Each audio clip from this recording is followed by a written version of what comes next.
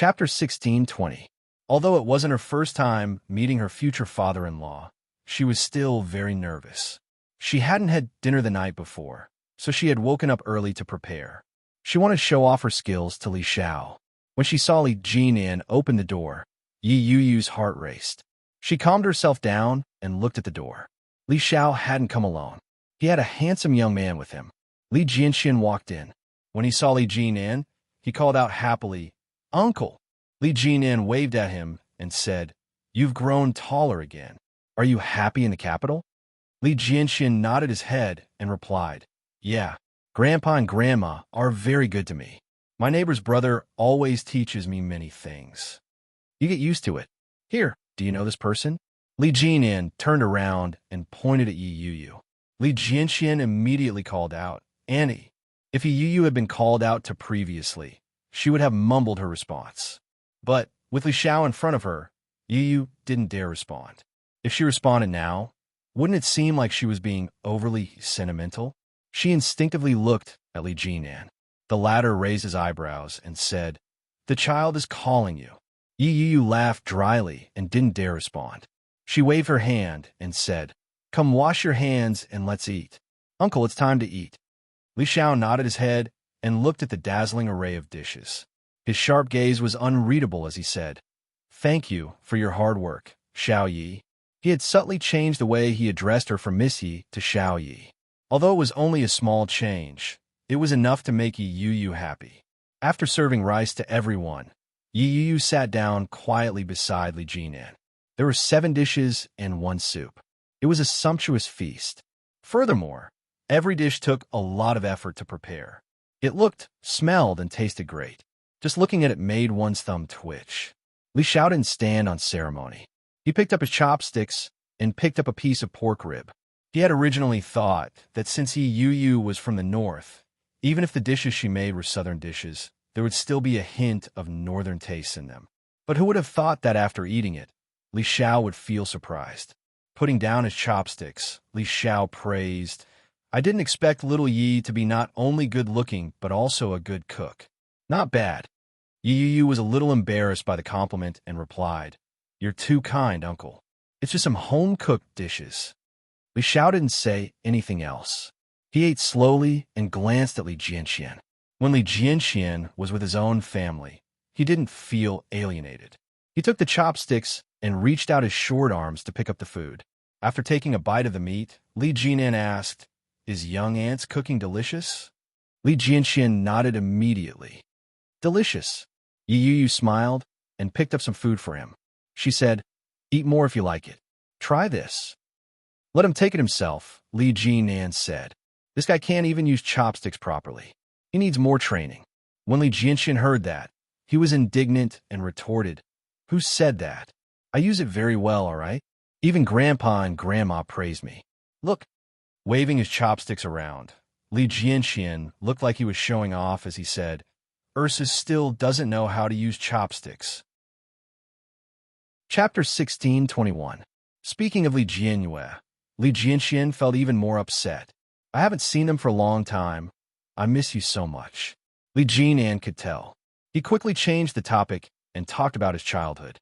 "When I was young, big brother and second brother liked to take me to the backyard to play with bamboo poles. Every time Annie Li came out to chase people away, I was left alone there. The two of them ran faster than the other." Speaking of the past, Li Xiao also felt a little emotional. He couldn't help but laugh and say, "At that time, you were crying when that woman caught you. Your mother was so angry because of you. I was usually busy in the army, so it was your grandfather who caught you one by one and gave you a good beating. How could that be? Grandpa only slapped them, not me. He just punished me to copy books." Li Jinan felt a little aggrieved. "You might as well just beat me up.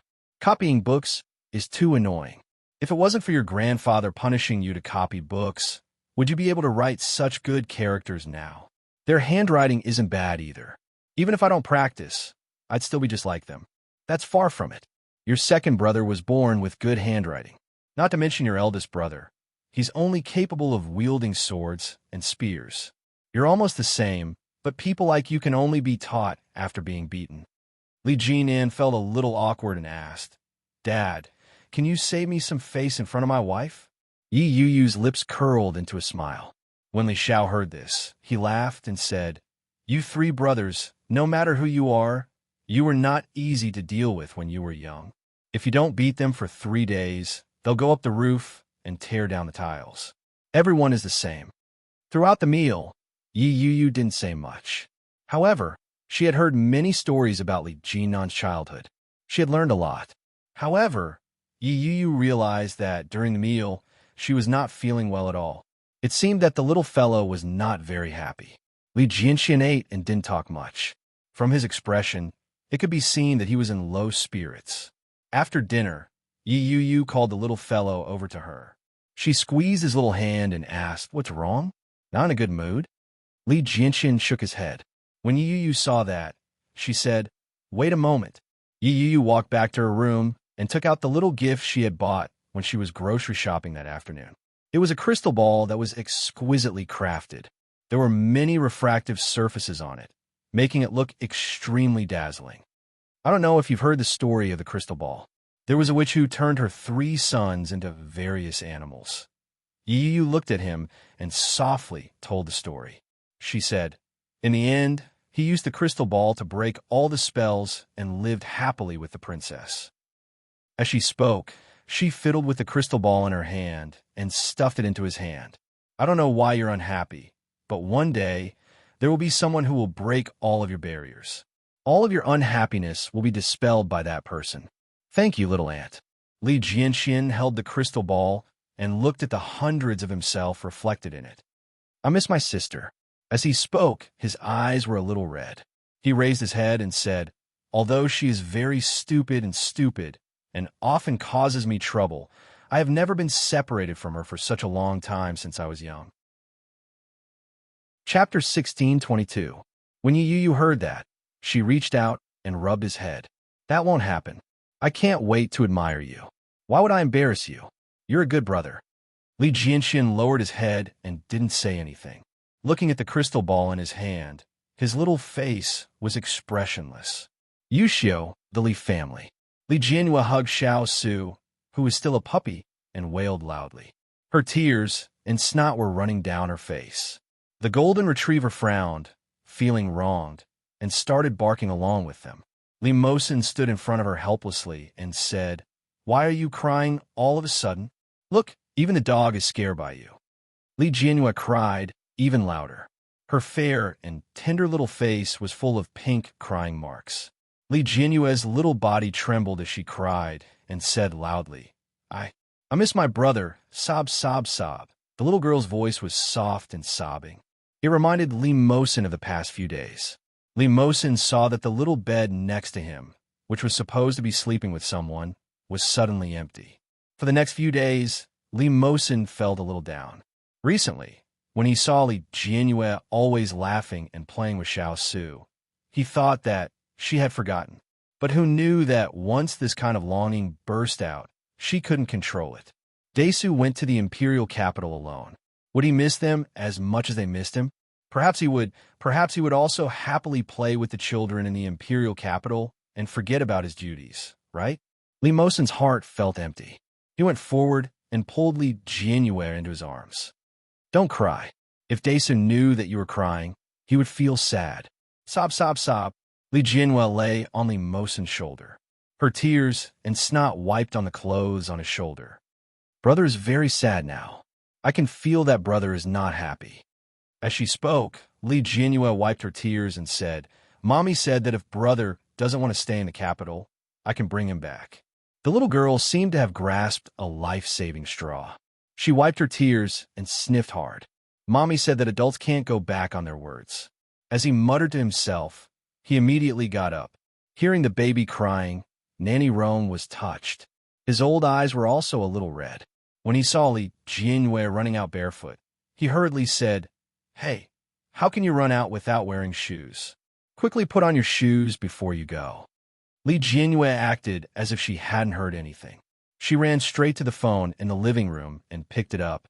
Following her memory, she called Su Qianxi. Su Qianxi usually played and told stories with the children at home, but recently she had been busy in the company. Therefore, She had been staying in the company during the day. She helped Li Siqing deal with some small things, which was similar to Cheng-Yu's. At this moment, when she received a call from home, she immediately thought it was Nanny Rong. He picked it up, only to find that it was someone else. The sound of the little guy crying could be heard very quickly. Li Jianwei cried, "Mommy, I miss my brother." Chapter 16:23. Mommy, you're lying. The brother next door is on vacation. He goes home every day. Why doesn't my brother come home? Li Jianwei cried even harder. She sat on the stool and let Nanny Rong help her put on her shoes. When Su Qianxi heard this, she felt a headache coming on. She said, "School is over, not vacation. Vacation is different from school. When will brother come home from school? After school, brother will go straight to Grandma and Grandpa's house in the capital. He won't come back to this house. Vacation means that he doesn't have to go to school for many days. Then, when will brother go on vacation? After the winter vacation. Brother can come back during the winter vacation." Li Jianyue was confused, but when she heard that her brother could come back, she immediately stopped crying and said, "Then, Mommy, when is the winter vacation? It's around the new year." "Then, when is the new year?" Hearing this series of questions, Su Qianxi smiled and said patiently, "When Mom's birthday is over, then Daesu and Ursa's birthday is over, and when Grandpa's birthday is over, brother can come back." Ah, Li Jianyue looked defeated. She pursed her lips and wanted to cry again. She said, "Brother won't come home for his birthday?" "Yes, he won't. Let Grandpa and Grandma celebrate it for him." "Sob, sob, sob," Li Jianyue cried. "Don't we have a vacation when we celebrate our birthdays? Mommy can celebrate our birthdays with us every year. Why can Mommy have a vacation but not brother? Brother has a vacation too." Su Qianxi was very patient. She thought for a moment and said, "You're talking about the National Day holiday.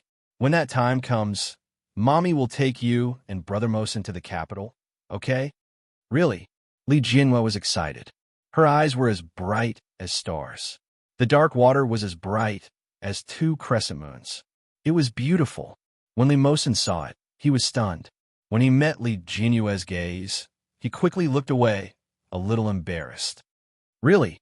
Su Qianxi said. "Then it's a promise. When the holidays come, you will take us to the capital." Li Jianyue cheered and finally stopped crying. She said, "Does Daddy agree too?" Su Qianxi smiled. Was this little girl afraid that she would say empty words and Li Siqing would not agree? He said helplessly, "Sure." "Hooray!"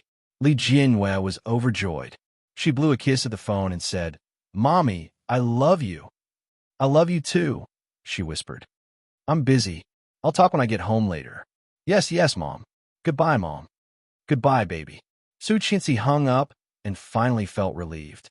In the office, Li Siqing looked over and said, "I was going to go too." "Then why didn't you tell me?" Ursu is crying so pitifully. They have never been separated since they were young. Now, suddenly going to the capital alone, she will definitely not be used to it. Don't you know how to comfort her? Li Siqing continued with his work and said, "Words of comfort are not as effective as actions." Staring at her with his dark eyes, Li Siqing said, "And I'm not going to take you there." Su Qianxi was upset and asked why. "The air pressure on the plane fluctuates too much. I'm afraid of hurting the child." "It's all right." Chapter 16:24. I'm just going to see my son. How is that a rush? Su Qianxi was not convinced and said, "And there's still more than a month until October. It should be very stable in a month." Li Siqing glanced at her and said, "We'll talk about it when the time comes." Hearing that, Su Qianxi was so angry that her cheeks puffed up. She pushed the documents away and said, "Do it yourself." Li Siqing was speechless. Putting down the documents in his hand, Li Siqing stood up and walked toward her. Su Qianxi was sitting next to the floor-to-ceiling window with her back to him. Seeing the reflection on the floor-to-ceiling window, Su Qianxi looked at it but did not respond. Li Siqing walked over and hugged her from behind. He whispered, "Are you angry?" Su Qianxi did not speak, closed her eyes, and leaned against the sofa. Li Siqing looked down at her and then sat down next to her. He whispered, "Don't be angry. It's almost time to get off work. Let's go eat." "I'm not eating with you." Su Qianxi closed her eyes and said, "My daughter is waiting for me at home. She's also my daughter. Get up. Let's go eat with her." Li Xiqing gently put his hand on her shoulder and said. Su Qianxi opened her eyes and looked suspiciously at his desk that was full of documents. "Can you go home now? Are you done? That's just a small matter." "It's not small. The design plan and the quotation from a UK are all waiting for your reply. You haven't seen it yet, have you?" As she spoke, Su Qianxi stood up and walked to her desk. She flipped her palm and quickly took out a document. Then she took out another one and said, "Here, you haven't finished it yet." Li Xiqing walked over and put down the document in her hand. "It's a small matter. Let's go." "No, you finish it first. We'll go after you're done." "I'll do it tomorrow." "No." Su Qianxi's attitude was very firm. Li Xiqing was helpless and said, "Then wait for me." "Okay." Su Qianxi nodded and then picked up her tablet to search for toys that girls liked. Li Xiqing was a good person in everything. He either didn't do it or devoted himself to it. After more than an hour, Su Qianxi looked at the time and found it was already past 6 p.m. He browsed the web while eating snacks. He was not idle at all. After dealing with the work, he asked his secretary to come in and tidy up his desk. Then they left together. Su Qianxi had just found a few nice dresses. She handed them to him and asked, "What do you think of these?" Li Xiqing glanced at it and nodded. "You have good taste, but you need to prepare more clothes for little girls. There's no need to prepare so much. Ursa can't wear them all by herself. It's a waste to leave them there. I'm talking about preparing the baby. Isn't our little daughter still pregnant?" "Damn, you know it's your daughter? What if it's a son?" "It's a daughter. You see, we already have 2 sons and only 1 daughter, so this must be a daughter." Su Qianxi was amused by his absurd reasoning. She said, "Who would guess like that? I think it must be his son. We don't want a son anymore. If we have another son, we will have 3 sons." Li Xiqing frowned. "Then how are we going to raise them in the future? It was too difficult for my parents to raise the 3 of us." Chapter 1625. Su Qianxi touched her slightly bulging belly and looked down, thinking. It was said that a daughter was a mommy's most considerate little cotton-padded jacket. She had almost no reaction when she was pregnant with this child. Could this really be his daughter? If that was true, then wouldn't the house be turned upside down by them? Li Xiqing loved his daughter so much that he was out of control. As for his son, he was basically left to fend for himself. Especially Li Jianxian. Li Xiqing even left him to fend for himself and directly threw him to the capital. Touching her belly, she whispered, "I think it's a son." "Humph." Li Xiqing looked at her. "Sons and daughters are the same. What are you humming for? You just want a daughter. Don't think I don't know." She pointed at his nose. "Do you know what Daisa likes to eat?" "Stewed eggs." Su Qianxi was surprised. "So you knew? Do you know what Daisa dislikes the most?"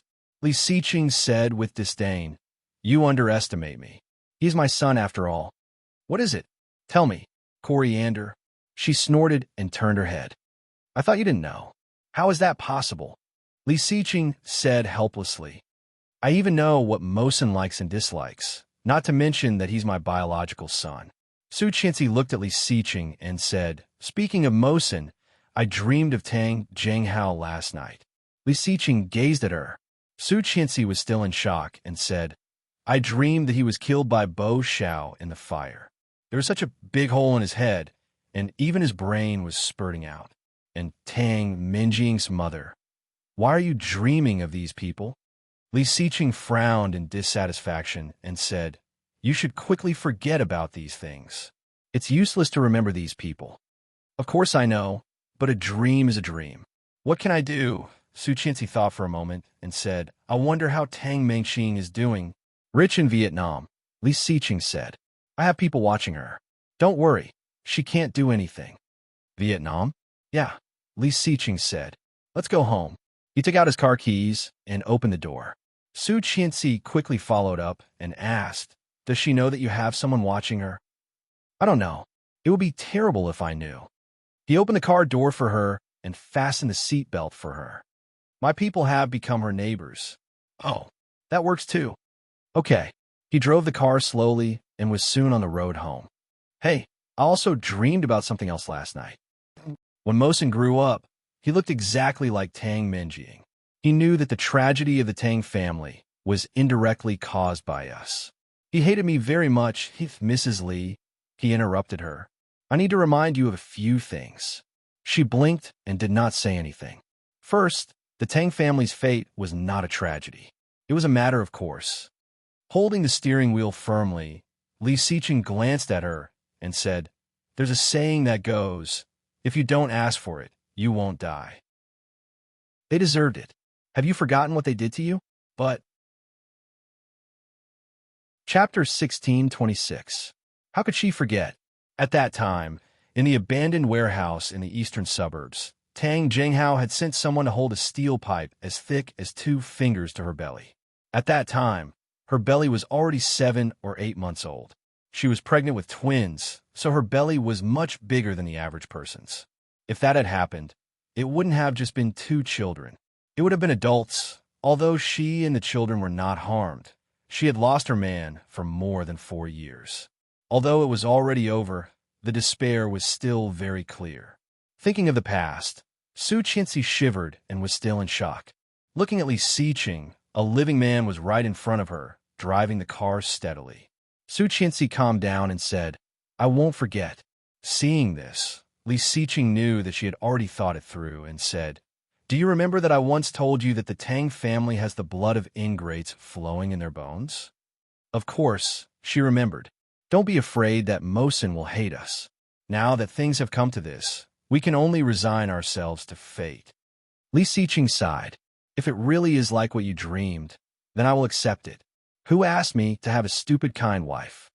Su Qianxi didn't dare to speak. She opened her eyes and stared at Li Xiqing. When she adopted Li Mosin, she only felt that the child was very pitiful. She didn't think too much about it. In fact, after adopting Li Mosin, Su Qianxi hadn't even thought about this possibility.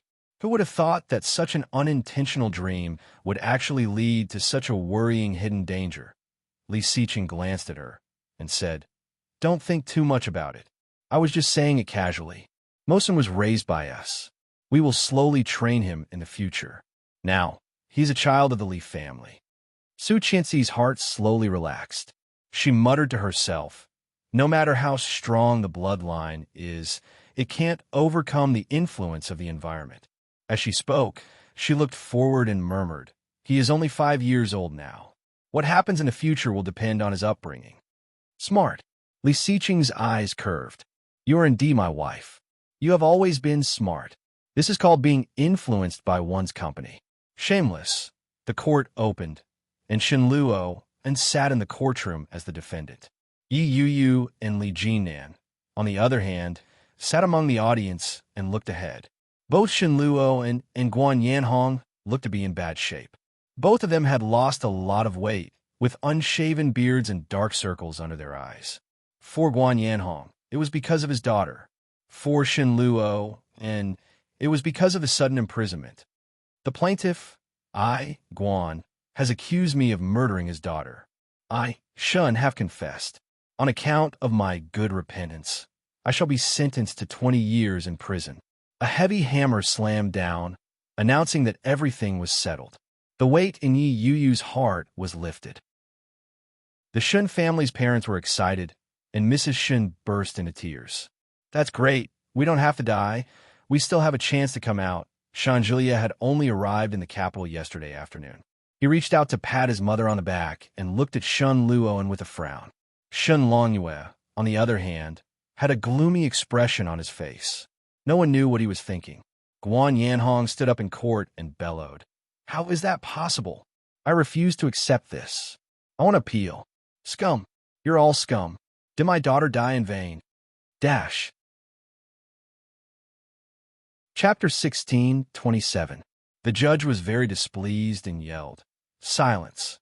Guan Yanhong acted as if he hadn't heard him and said, "There must be a trap. I'm not convinced. I want to appeal. This is the Supreme People's Court. Security, escort him away." Guan Yanhong was escorted away by 2 burly men, but he didn't stop. As he struggled, he yelled and screamed. His voice was very loud. The judge dismissed the court, and Shun Luo and was quickly escorted away. As he was being escorted away, his eyes were fixed on Yi Yu, who was sitting in the audience. Yi Yu felt as if her heart was throbbing in pain. Li Jinan gently placed his hand on her shoulder and said, "Don't worry, I'll get him out." Yi Yu's eyes reddened as she hugged Li Jinan. Li Jinan gently caressed her shoulder. His eyes darkened as he remained silent. When Shen Longyue and the rest of the Shen family witnessed the scene, they were not very happy. When Yi Yu had been with the Shen family, Shen Longyue hadn't been very fond of her. He had felt that the girl was very vicious. She had harmed Guan Kui so badly at such a young age. After spending some time with her, he realized that the girl wasn't very brave. She was also very kind. How could such a child push her own sister off the cliff? Because old Mrs. Shen didn't like her, Shen Longyue couldn't be bothered to talk to her. On the other hand, Mrs. Shen was quite close to Yi Yu. Shen Jilia's relationship with Yi Yu wasn't bad either. Mrs. Shen wiped away her tears as she looked at Yi Yu and Li Jinan. He walked over to Yi Yu's side and called out, "Yu." Yi Yu and Li Jinan were in each other's embrace. She didn't notice them approaching. When she heard Mrs. Shen's voice, her body stiffened as she turned her head to look. Mrs. Shen's eyes were about to turn into little light bulbs from crying. They were slightly swollen, and her eyes were red. She looked exhausted. It was obvious that the past few days had been a torment for her. Yi Yu turned around and greeted, "Uncle, Auntie Julia." Everything had reverted to how it had been before Yi Yu had married Shen Luo, and Shen Longyue felt a little sad. His emotions were complicated. Mrs. Shen felt even sadder. She sobbed and said, "Thank you. Auntie, what are you thanking me for?" Yi Yu's gaze was calm as she replied, "If you're thanking me for helping Shen Luo, and there's no need to thank me. It's what I should do. If it wasn't for him, I would be the one being wrongfully imprisoned." Yi Yu was telling the truth. When Mrs. Shen heard that, she sighed heavily. After all, Yi Yu used to be part of their family. Even though they were divorced, it was still difficult for him to forget her. That was why he had chosen to stand up for her at this critical juncture. She continued, "If you're thanking me for divorcing Shen Luo, and you don't have to thank me." Looking at the complicated expression on Mrs. Shen's face, Yi Yu felt a sense of satisfaction. After a pause, she slowly said, "If he hadn't divorced me in order to be with Guan Kui, I wouldn't be with the man I truly love right now." When Mrs. Shen heard this, her heart ached. Yu. Chapter 16:28. If it hadn't been for old Mrs. Shen's cold treatment, Yi Yu probably wouldn't have been so resolute in their divorce. They wouldn't be where they were now. All of this was thanks to old Mrs. Shen. But the way she addressed her as Auntie broke Mrs. Shen's heart. When he looked down and saw Yi Yu rubbing her abdomen, he understood what was going on. After a long time, he nodded and said, "You've worked hard during that period." That period of time, tears welled up in Yi Yu's eyes. She forced a smile and said, "It wasn't hard at all. We're leaving now. Goodbye." "Goodbye." Yi Yu pulled Li Jinan and turned around. Her heart ached. Li Jinan stayed by her side the entire time without saying a word. When they walked out of the courthouse, Li Jinan pulled her gently and asked, "Are you all right?" She hugged him and gently said, "I'm fine. I'm just a little sad." "What are you sad about?" Li Jinan's voice was soft and slightly hoarse. "What are you upset about?" Yi Yu didn't know what she was upset about. After a long while, he said softly, "Things remain the same, but people have changed. It's just a little sad. Let's go back." "Yes." Just as the two of them reached the parking lot, they saw Li Jinan's black car from afar. It was covered in a layer of colorful paint. The smell of paint was very strong. Yi Yu was stunned and looked at Li Jinan. Li Jinan's brows were tightly knitted together. It was obvious that he hadn't expected such a thing to happen. As if to test the waters, Li Jinan pressed the key, and sure enough, the car lights immediately lit up. Their car had been splashed with paint. Regardless of whether it was Yi Yu or Li Jinan, this was the first time they had encountered such a situation. Just as the two of them were standing there, a person walked out from the back of the car. It was Yi Tian. Yi Tian was dressed in a beautiful, luxurious, and high-heeled dress. She exuded elegance and elegance. She walked over with a handbag in her hand. When she saw Li Jinan, her eyes were filled with resentment. "I finally meet you, my precious daughter." Judging by Yi Tian's expression, it was obvious that she was up to no good. Yi Yu looked at Yi Tian in this state. The gentle image of Yi Tian in the past was gradually becoming more and more distant from her name. The mother-daughter bond that she'd thought she'd had with Guan Kui had vanished in a thin air after the slap she'd given her at her wedding. "Did you do this?" Li Jinnan's eyes were cold, and his face was expressionless. When Yi Tian heard Li Jinnan's words, she laughed dryly and replied, "So what if I did it? You rascal, you're refusing a toast only to drink a forfeit. You tricked my daughter away. It's only right that I destroy your car." Such a hooligan comment made Li Jinan so angry that he laughed. He picked up his cell phone and dialed 110. When Yi Tian saw that he was calling for help, her expression changed. "You little rascal, what are you trying to do? Little brat, who are you calling?" Li Jinan replied lazily and didn't bother to explain. The call was quickly connected. Li Jinan said, "Hello, police comrade. I am now at the entrance of the First People's Court." Yi Tian's expression changed drastically as she said, "You little B***starred. You've eaten a bear's heart and leopard's guts. How dare you call the police after lying to my daughter?" As she spoke, she rushed forward and reached out her hand to snatch the phone. Before she could even touch Li Jinnan's hand, Li Jinan dodged her. Chapter 1629. All of a sudden, Yi Tian's pretense of elegance vanished into thin air. With a look of hatred on her face, she yelled, "Yi Yu, what are you doing? Can't you see this B***starred bullying your mother? Is this how you treat your mother?" Yi Yu looked at her coldly when she heard that. When Yi Yu saw that Yi Yu didn't speak, she grew even more frustrated. She yelled, "Yi Yu." When Yi Yu heard her yell, she walked over to Li Jinnan's side. Li Jinan had already made the police report. After explaining the situation in a concise manner, he stood by the side of the car. Yi Tian's clothes were disheveled, and her hair was disheveled. When she saw the state she was in, she felt that she had lost her chance. That was an unbearable feeling for anyone, much less Yi Tian. All these years, she had pursued and wanted, and she had gotten everything she wanted. In the end, everything had been ruined by Yi Yu.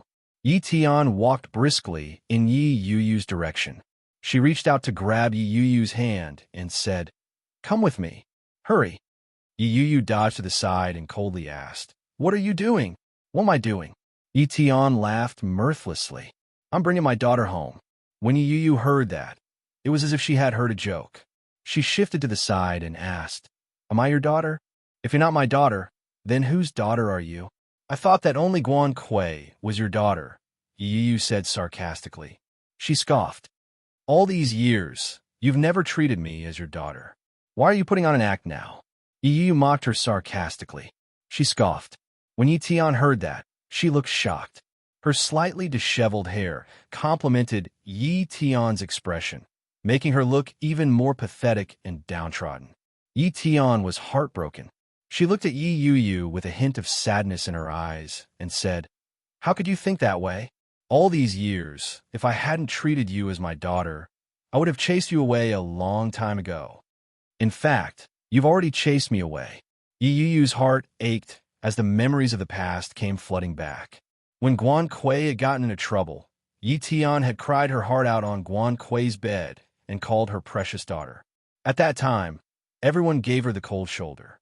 Other than the initial blame, Yi Yu spent the rest of the time blaming herself. When she couldn't stand the self-blame anymore, she left the Guan family. She thought that Yi Tian would try to persuade her to stay. However, the truth made her heart turn cold.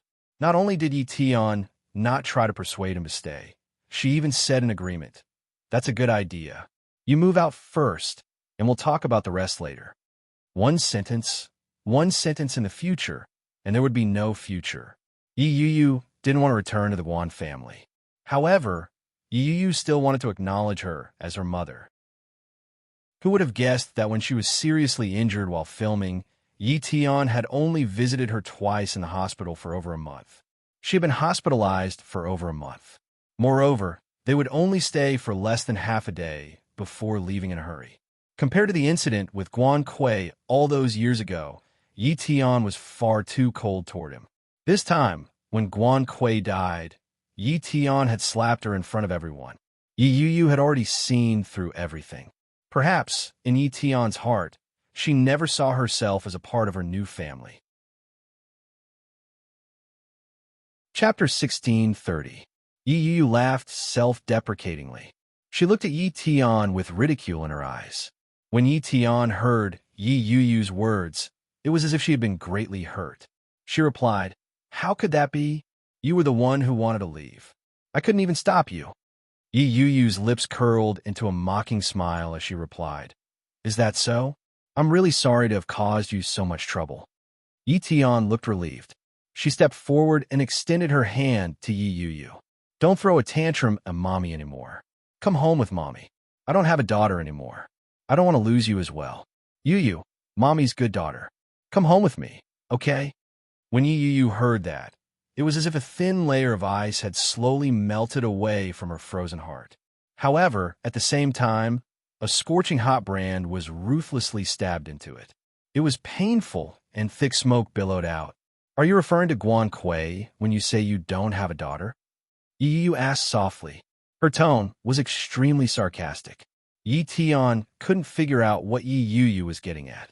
After a moment, she said, "Ew, Mommy knows that you hate me, but blood is thicker than water. Your father has already divorced me, and he's filing for divorce. This is all your fault. If it weren't for you, Kui wouldn't have done something so foolish." Yi Tian's words made Li Jinnan's eyes narrow. Yi Yu didn't react in time. She only paid attention to the first half of her sentence. With a cold laugh, she asked, "Are you referring to Guan Yanhong?" Yi Tian was stunned for a moment before replying, "Yes, I only have one father. His name is Yi Zhenhua. Guan Yanhong is merely your husband and my stepfather." Yi Yu looked at Yi Tian with sympathy in her eyes. "Is my stepfather finally seeing your true colors and divorcing you? That's a cause for celebration."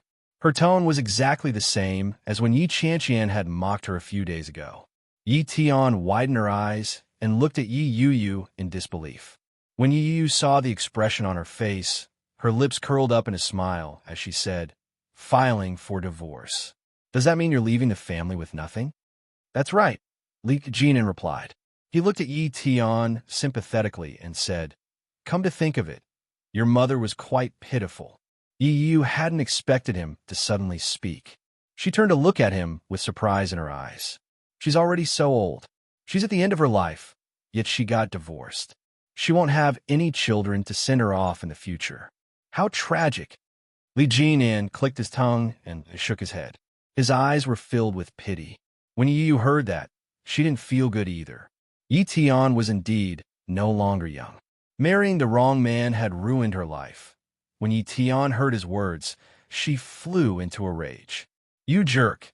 Before she could finish her sentence, Li Jinan interrupted her. Li Jinnan's dark eyes shone like the stars as he gazed at Yi Tian.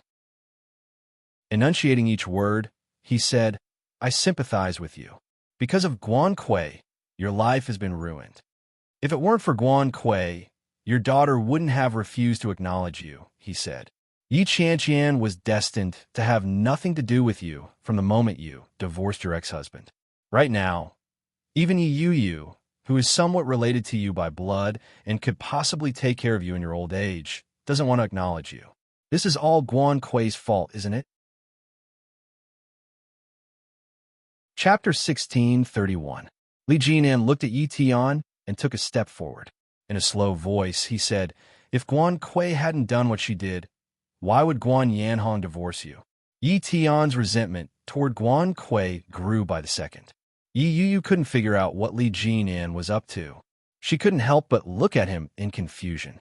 At that moment, Li Jinnan's dark and sharp eyes were fixed on Yi Tian. He didn't even blink. It was as if he was trying to read something from Yi Tian's expression. He watched as the hatred on Yi Tian's face deepened.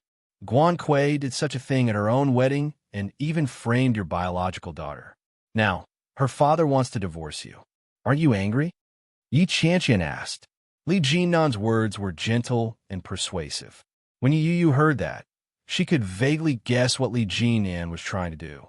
At that moment, Yi Tian had completely lost the ability to distinguish between the two, especially when she thought about how hard she had worked for the Guan family all these years.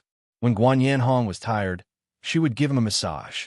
When Guan Kui was hospitalized, she would run all over the place to serve her.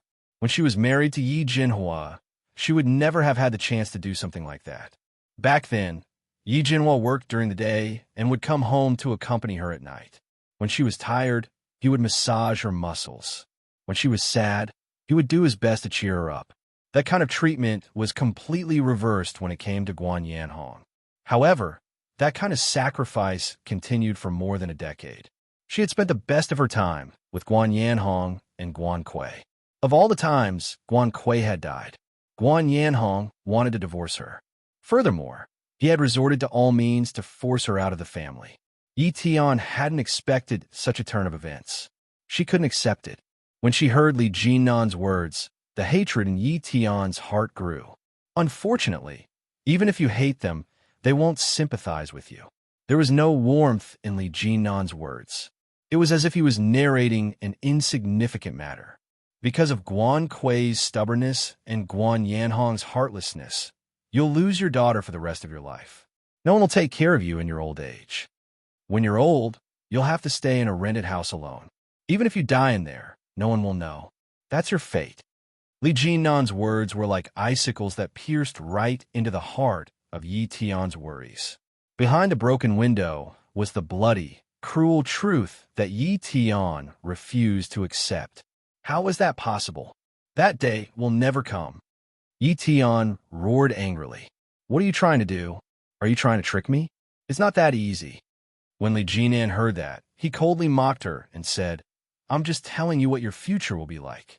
However, even if I don't say it out loud, you'll be able to figure it out for yourself. Otherwise, you wouldn't be here today and trying to get Yi Yu to leave with you, would you? Yi Tian's expression darkened when she heard that. Li Jinnan's eyes were filled with mockery. He looked at her calmly and said, It's time for you to make plans for the future, Madam Yi. Yi Tian's expression changed. She asked helplessly, What can I do? Chapter 1632. Li Jinnan's red lips were tightly pursed. His brows were slightly furrowed. His expression couldn't be more serious. Yi Yu, who was listening from the side, trembled in fear. She looked at Li Jinnan in a different light. She had never imagined that Li Jinnan would have such a sharp side to him. Yi Tian was moved by Li Jinnan's words. She gritted her teeth and said, He's also AB*****.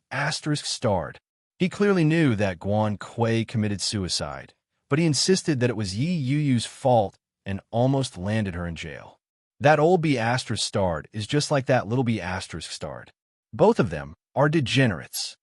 Yi Yu's heart skipped a beat when she heard Yi Tian's words. Her eyes widened in disbelief. Guan Kui committed suicide? In other words, everything that Guan Yanhong had done was all a facade. They knew the truth a long time ago, but they just didn't want to say it.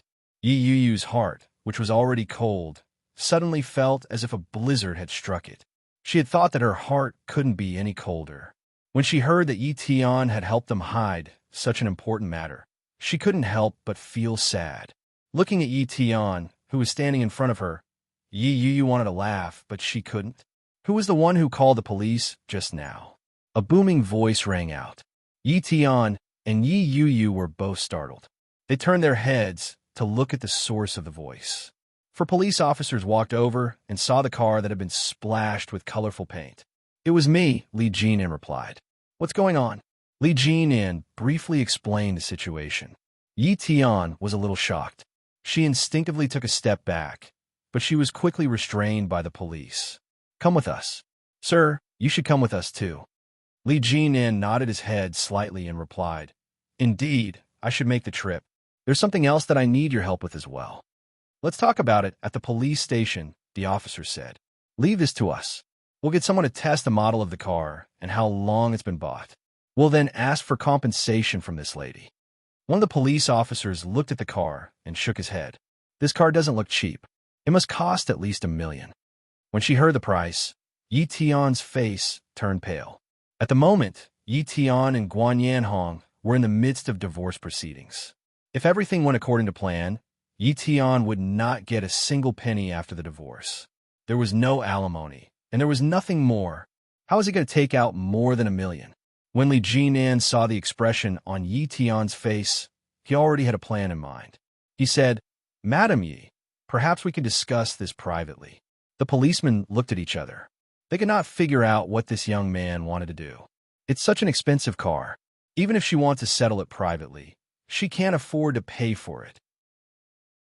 However, judging by Yi Tian's attire, she didn't look like she couldn't afford it. Why did his expression change so much?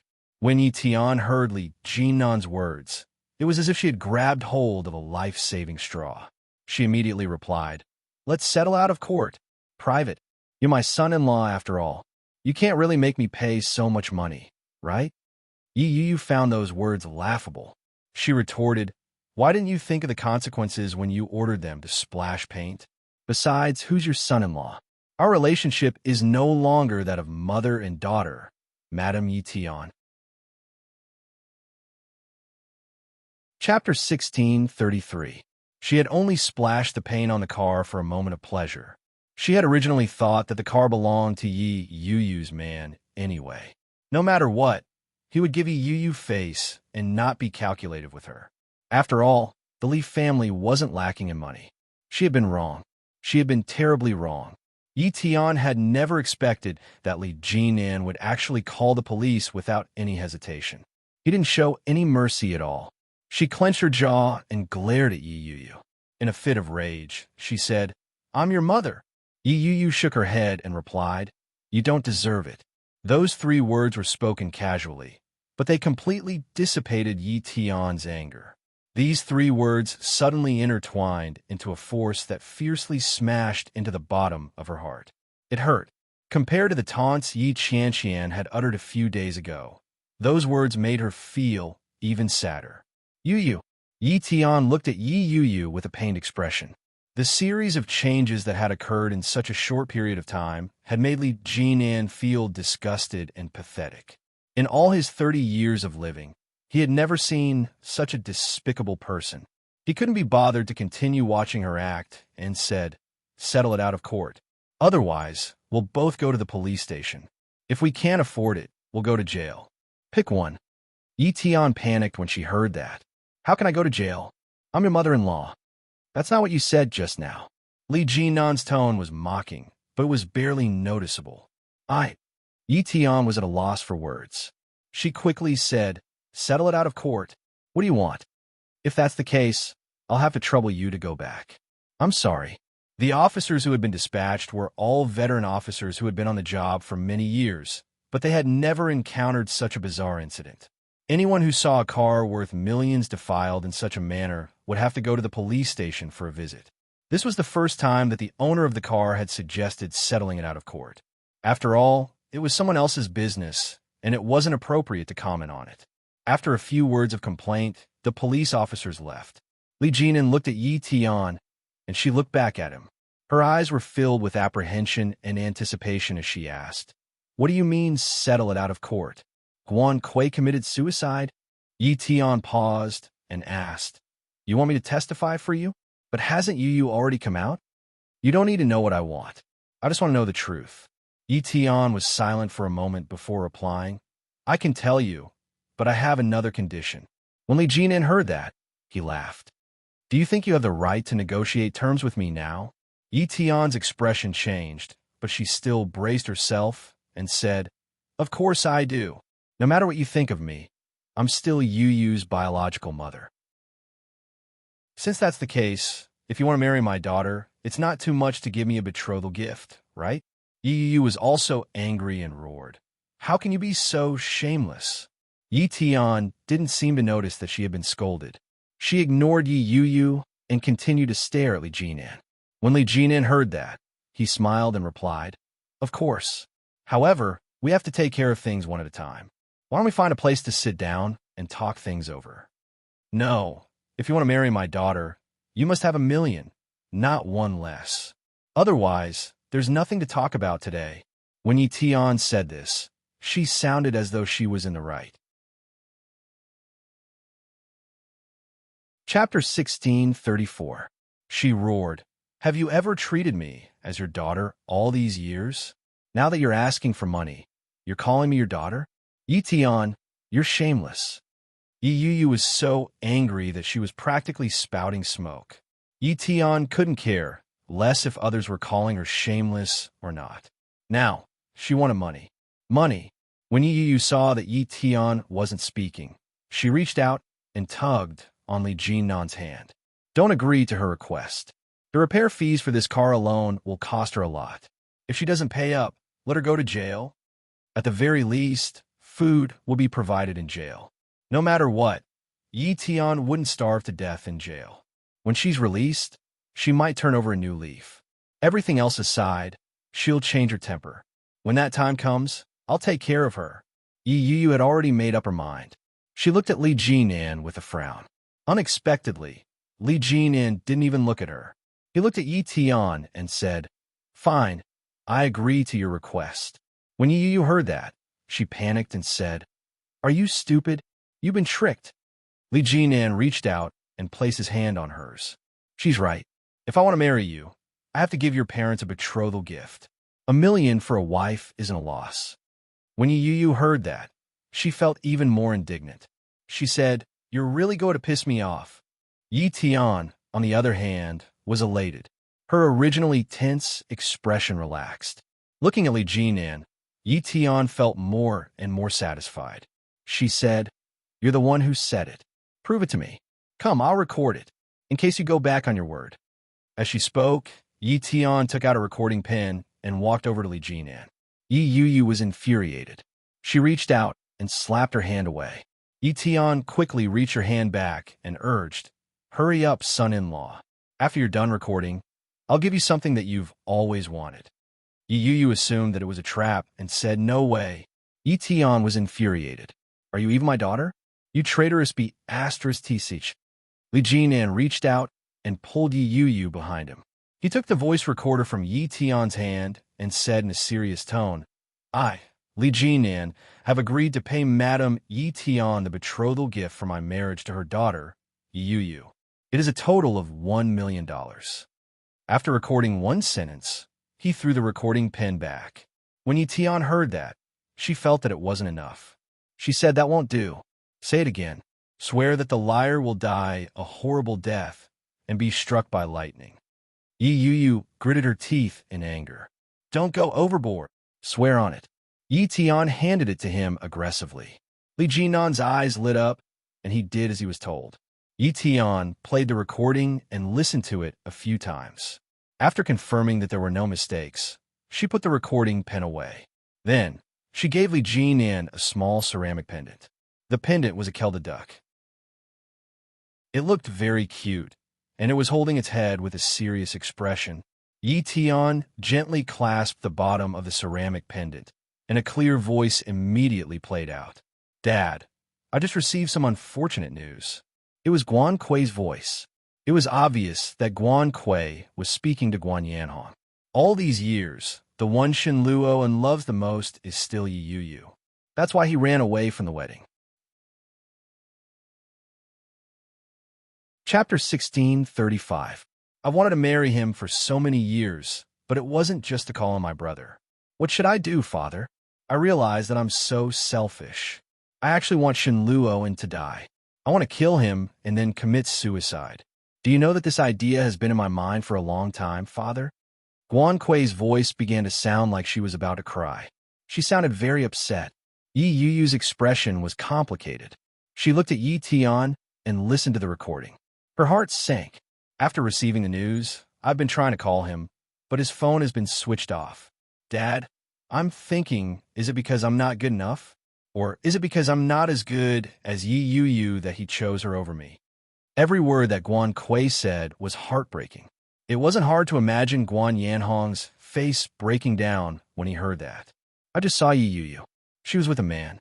The man looked so outstanding. He wasn't any worse than Shen Luo, But why can't I ever meet a man like him? I can't accept this. Dad, since I can't kill Shenluo, I'll kill Yu instead. That woman has ruined too much for me. I don't want to let her off so easily. In any case, I'm mentally ill. Mentally ill people don't have to bear any legal consequences when they commit crimes. At most, I'll just have to spend a few more days in the mental hospital. Li Jinnan's face darkened as he listened. He turned his head to look at Yu. He was still in a state of shock. He didn't dare imagine what his reaction would have been if Yu had been the one who had died. That way, Shenluo will be in great pain. Ha ha, Dad, isn't my idea great? Immediately, the recording device was filled with the sound of rustling. No one spoke again. Only the sound of glass containers clinking and water being poured could be heard. As long as Yu drinks this, she will die without a doubt. Li Jinnan was filled with rage when he heard that. His originally expressionless face darkened to the extreme. Following that, the sound of thermos bottles clinking and lids being twisted could be heard. There was silence. Yu hadn't expected to hear such content. She was shocked and confused. She asked, "That's it?" "Not yet. There's more to come," Yi Tian replied. Indeed, after a few minutes, the voice on the other end of the line said, "Dad, I've reconsidered. If I really kill Yu, Shenluo will not return to my side." As Guan Kui spoke, there seemed to be a bitter smile on her face. She self-deprecatingly said, "Who would want to spend the rest of their lives with a deranged murderer?" Indeed, he was quite self-aware. "So, Dad, I've decided. I want them to remember me forever and never forget me." Guan Kui's voice paused for a moment. In a very soft voice, he said, "Perhaps Luo will forever feel guilty towards me. I want Yu to be sentenced to death. I want Yu to die. No one can stop me." When Li Jinnan and Yu heard that, their hearts skipped a beat. "I love you, Dad. I hope I can be your daughter again in my next life. I've let you down in this life. Chapter 1636. At that point in the recording, the situation had become very clear. Li Jinnan's expression was extremely dark. On the other hand, Yu's expression was one of confusion. It was as if she had expected it, but at the same time, it was beyond her expectations. She instinctively looked up at Li Jinnan. Even she didn't know how she was feeling at that moment. After a long time, she finally said, "In that case, can we use this recording to rescue Shenluo?" Yu's words caused Yi Tian's expression to tense up. She instinctively squeezed the ceramic pendant, but she immediately let go. She looked at the pendant in her hand with a look of hesitation on her face.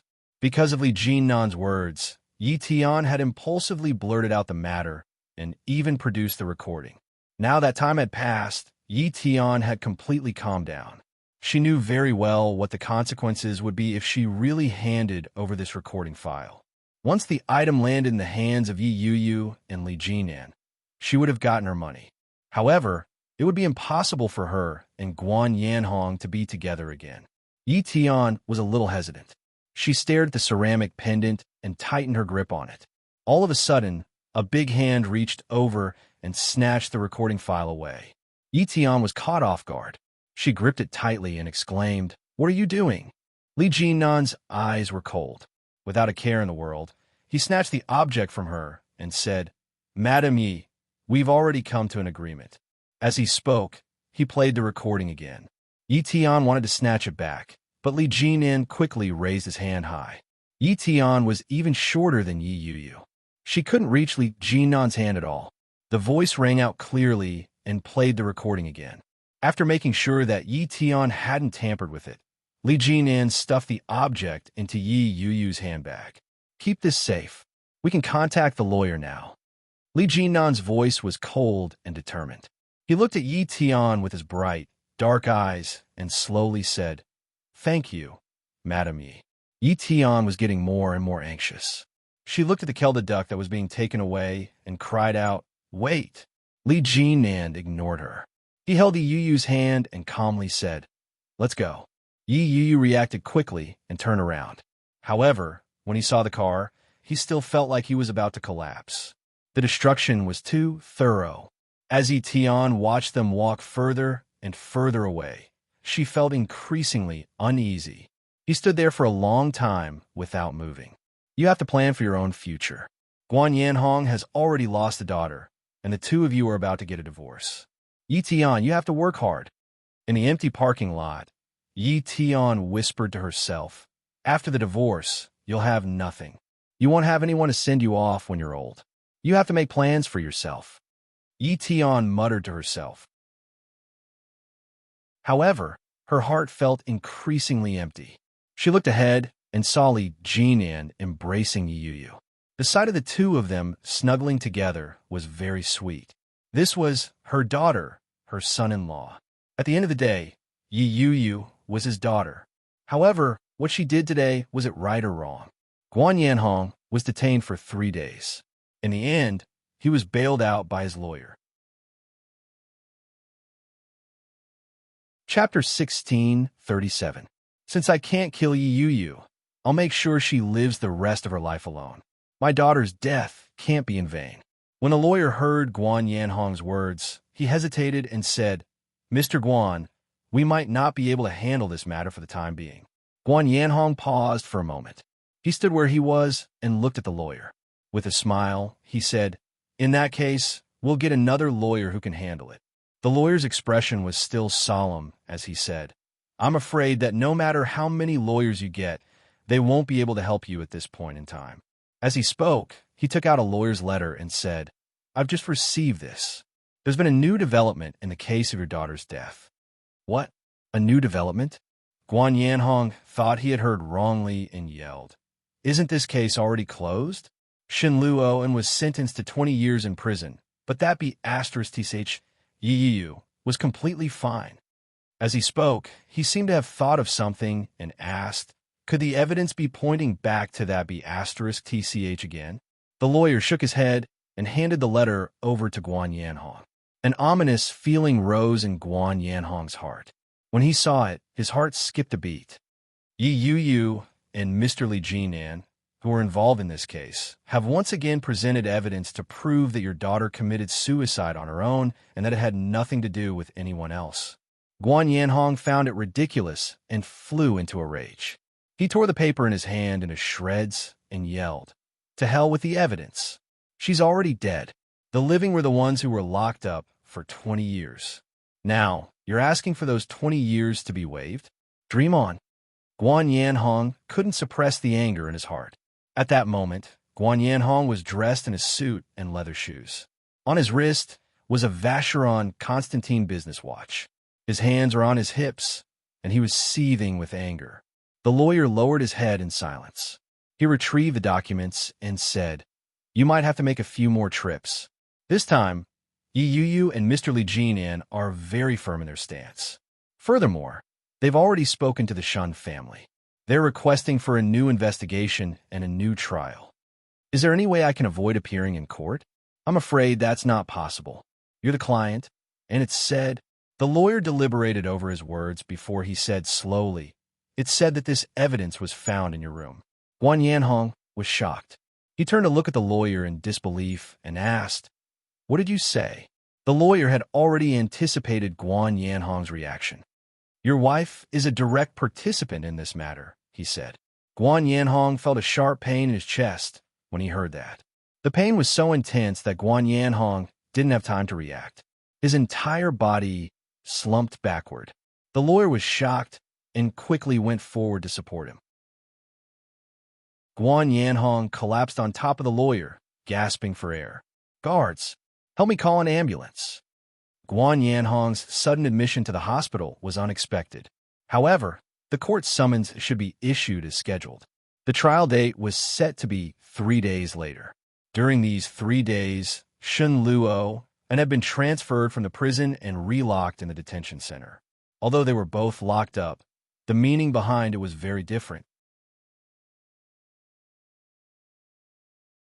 Chapter 16:38. At least the heavens had eyes and didn't let him be wronged in vain.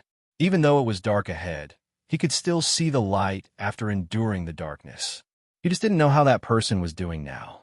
Shen Luo and looked at the dark surroundings and suddenly felt a little sad. But at the same time, he also felt relieved. Fortunately, Shin-Manting had left. Otherwise, she would feel even more disgusted if she saw Shun Luo, and like this. In a small village in Jiangnan, the weather was clear. Under the blue sky, the thick white clouds blocked the blazing sun. The wind swept over, and it was very pleasant. Shin-Manting walked on the road, her stomach slightly bulging. She was carrying the simple ingredients she had just bought and was heading home. However, just as he walked to the entrance, he saw several brand new and luxurious black cars parked around the entrance. In the middle of the car, there were several men in black standing there.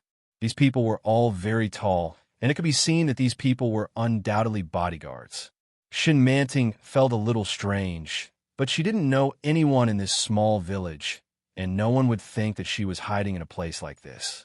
So, these big spenders were definitely not looking for her. Shin-Manting carried the groceries and slowly walked home with her head down, trying to minimize her presence. But the place they were blocking was very awkward. It happened to be the door of the small house she was renting. She felt for the key and walked forward, but before she could put it in, she heard the sound of the door opening behind her. Shin-Manting felt the stares from all around her and felt a little scared. She immediately opened the door faster. Suddenly, an old lady's voice came from behind her. "Manting, so you're really here." The old lady's voice was very familiar. It was so familiar that Shin-Manting would never forget it in this lifetime. Shin-Manting paused slightly and froze on the spot. Old Mrs. Shin stepped forward and said, "Child." The old lady's petite and hunched body was right beside her. Shin-Manting couldn't ignore her. She turned her head and smiled awkwardly. "Grandma," she called out. When old Mrs. Shun heard this, she immediately rebuked her and said loudly, "You still remember that I'm your grandma. Why did you suddenly leave? There was no news at all." Shin-Manting was very embarrassed. She looked at the bodyguards around her. Just now, because he felt that he had to keep a low profile, he didn't dare to look at them. Now that he looked at them, he realized that he knew most of them. This was awkward. For a moment, Shin-Manting felt like a fool. If he had known earlier, he would have just turned around and left. Even though his stomach had long been starving, Shin-Manting rubbed her belly and forced a smile on her face. "Grandma, how did you know I was here?" "I don't know." When old Mrs. Shun saw her hand, she immediately noticed her slightly swollen belly.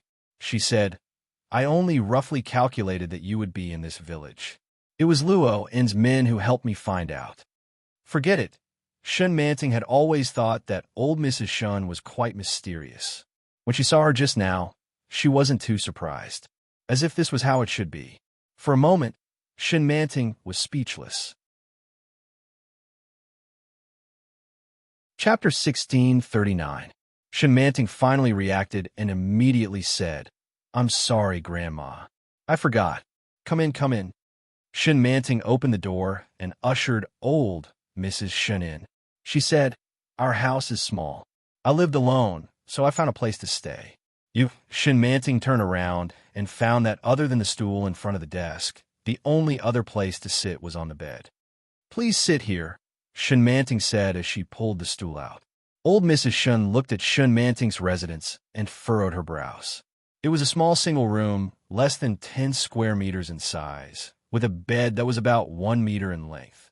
Opposite the bed was a small table, followed by a plastic stool. The walls were made of cement and were a little rough.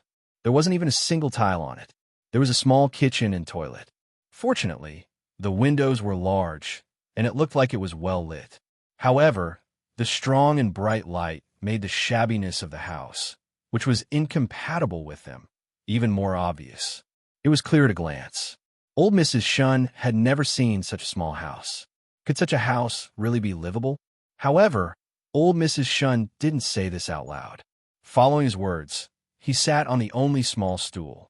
Shin-Manting looked at it and said, "It might be a little hard. Do you want me to get you a pillow?" "There's no need, Manting." Old Mrs. Shun smiled kindly and turned to look at the bodyguard who followed her in. She said, "I'm talking to my granddaughter-in-law. Get out."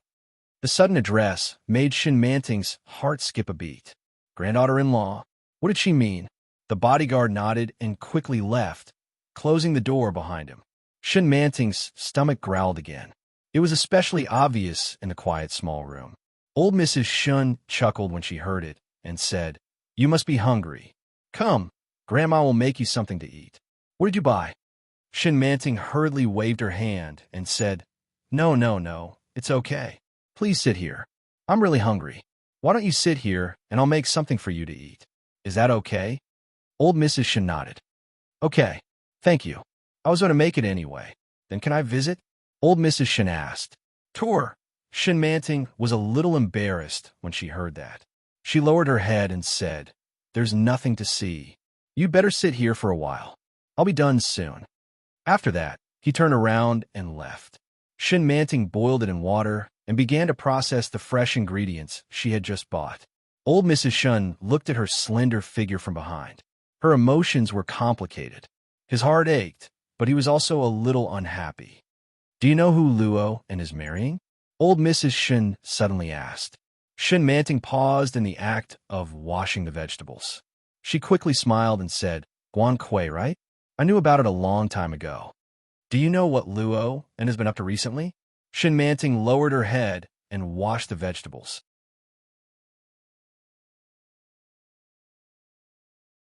Chapter 1640. Shin Manting immediately straightened her back and turned her head to look. Guan Kui was dead? How could a girl like that, even if she had some mental problems over the years, just disappear like that under Shin Luoen's care? Seeing old Mrs. Shun's slightly sad expression, Shin Manting was surprised and laughed in disbelief. "Grandma, are you joking?" "Manting, you should know that I'm not the kind of person who jokes." Old Mrs. Shun looked at Shin Manting and said, "That girl died on the day of her wedding with Shin Luo. She was poisoned to death." "By who?" Shin Manting vaguely felt that the illness was not as simple as it seemed. She asked, "Why would she suddenly disappear?" "I don't know. The current verdict is that Shin Luo committed the crime." Old Mrs. Shun sighed softly and said, "But I know that Shin Luo is not that kind of person." Shin Manting laughed softly when she heard that. She seemed to be muttering to herself, "Who knows what kind of person he is in secret?"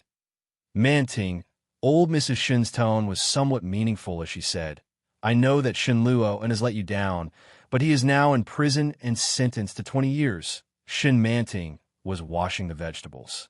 When she heard that, her heart suddenly felt as if it had been stabbed. It caught her off guard, and it made her feel refreshed.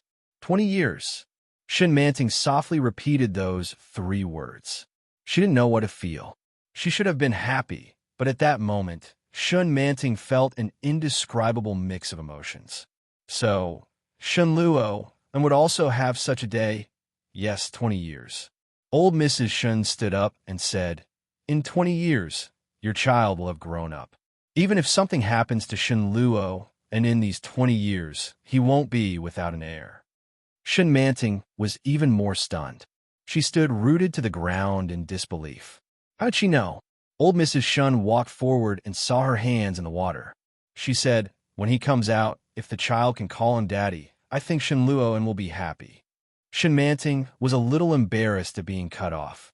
She laughed awkwardly and said, "What are you talking about? What child?" Old Mrs. Shun had expected her to deny it, so she ignored her and said, "The child needs a better environment to grow up in. Come home with me, Manting."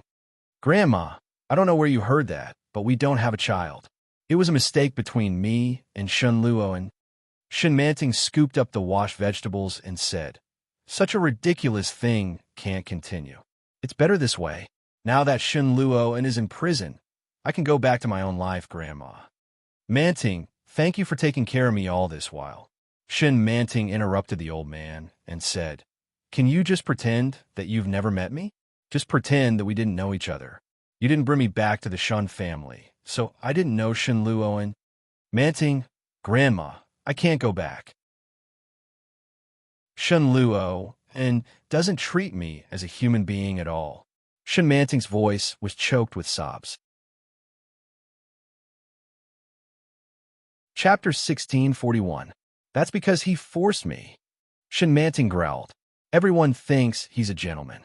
He's filial, smart, and capable. He doesn't seem to have any problems at all.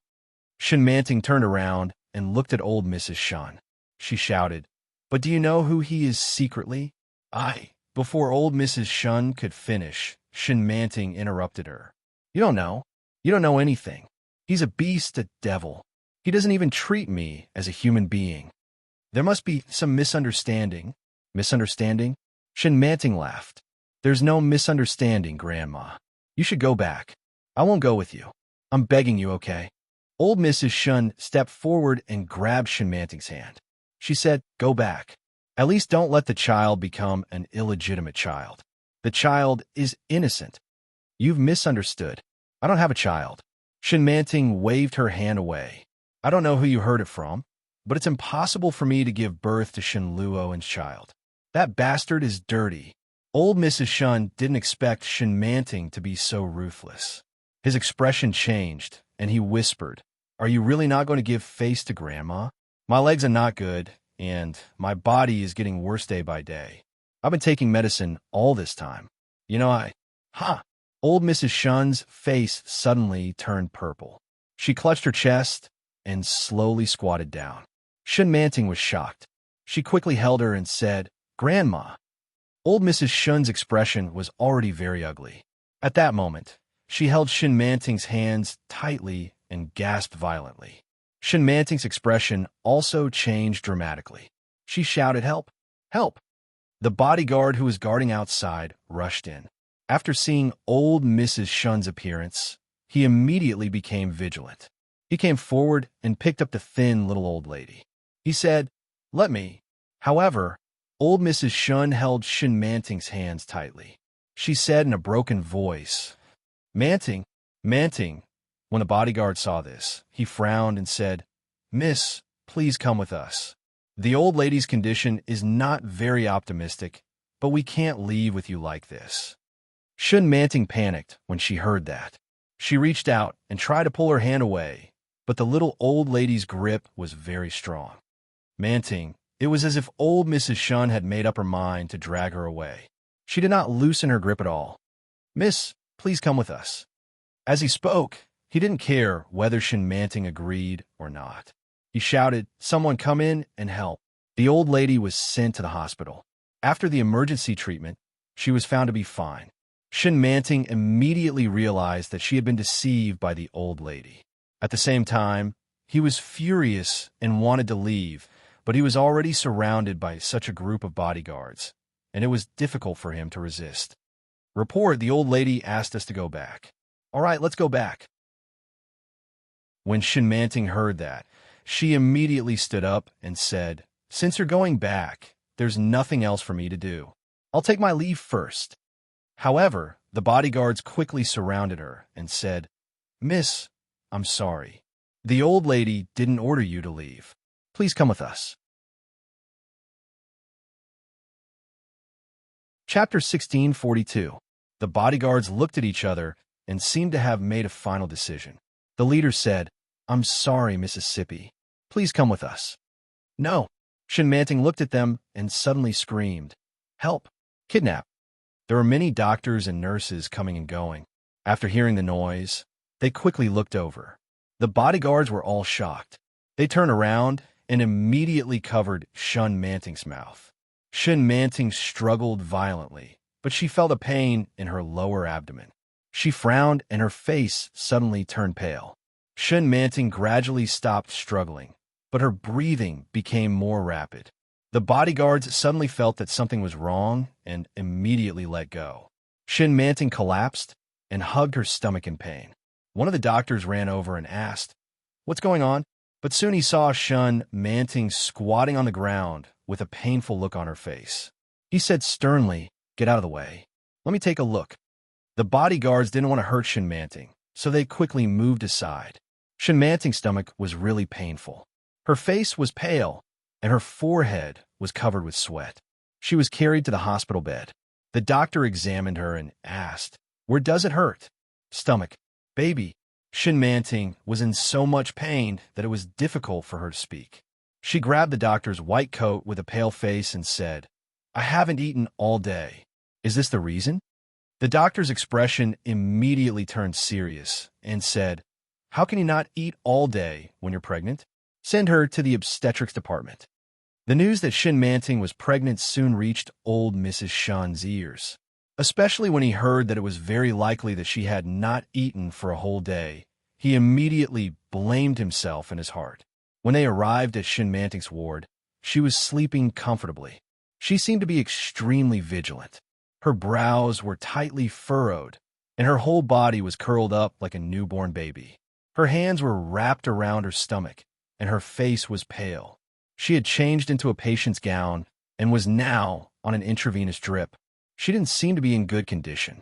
Old Mrs. Shun walked forward and was very distressed. This child had been an orphan since she was young. It wasn't easy for her to live a good life, but she met her grandson.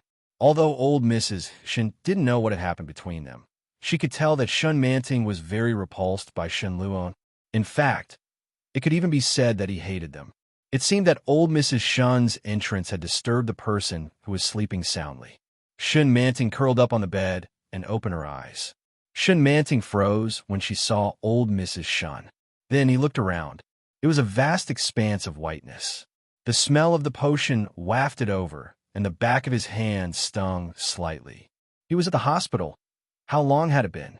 No matter how uncomfortable she was, she did not dare to come to the hospital. In her current situation, she could not afford the expensive medical fees of the hospital. Old Mrs. Shun sighed and said, "Manting, I'm sorry. I'll let you down." "Thank you."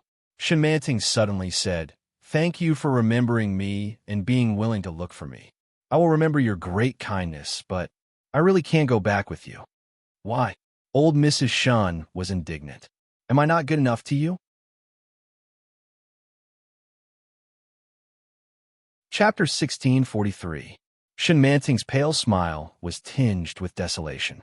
She said, "You can call me greedy, but I can't go back with you." It wasn't her home to begin with. She had to pay a price for everything she had. If that was the case, then the price would be too heavy. She didn't want it anymore. Everything she had dreamed of had vanished when Shun Luo and imprisoned her and treated her as a sex slave. She used to think that she was a princess, but later she found out that she was just a clown for others to entertain. Manting, old Mrs. Shun was heartbroken. Shun Luo and is in jail now. Hasn't your hatred for him subsided? Why are you venting your anger on me? Grandma, I didn't. Shin Manting's smile faded slightly. Have you forgotten? My name wasn't Shin Manting. Old Mrs. Shun was shocked. Did she want to sever ties with her family? What do you mean? This name is your granddaughter's name. This surname is also your granddaughter's surname. I just adopted it for a few years, Grandma. Shin Manting smiled faintly. My original name was Zhang Meifong. I remember it, Grandma. Shin Manting, thank you for your name, but you should call me Meifong from now on. The Shin Manting in your household register will be considered dead. There will be no Shin Manting in the future. No. Old Mrs. Shun was very determined. Impossible. You can forget about it. I know what you want. Shin Manting smiled weakly. Don't you want this child? I can give birth to it and give it to you. But after I give it to you, we'll part ways. The Shun family. The Shun family. To anyone in the imperial capital, these two words probably signified a new power and nobility. But to her, it was a nightmare that had haunted her for a long time. It was time to wake up from such a nightmare. Old Mrs. Shun's face turned green and purple. She said, I don't just want a great-grandson. I want a granddaughter-in-law. Shen Luo, and is already in prison. Are you asking me to go back and be a widow? Shen Manting laughed. I thought Shen Luo and was the only selfish one in the Shun family. Turns out it's hereditary. Old Mrs. Shun was furious. She couldn't take it anymore and yelled, Shen Manting, Zhang Meifong, Grandma. Old Mrs. Shun was truly enraged this time. She had never seen Shen Manting so stubborn before.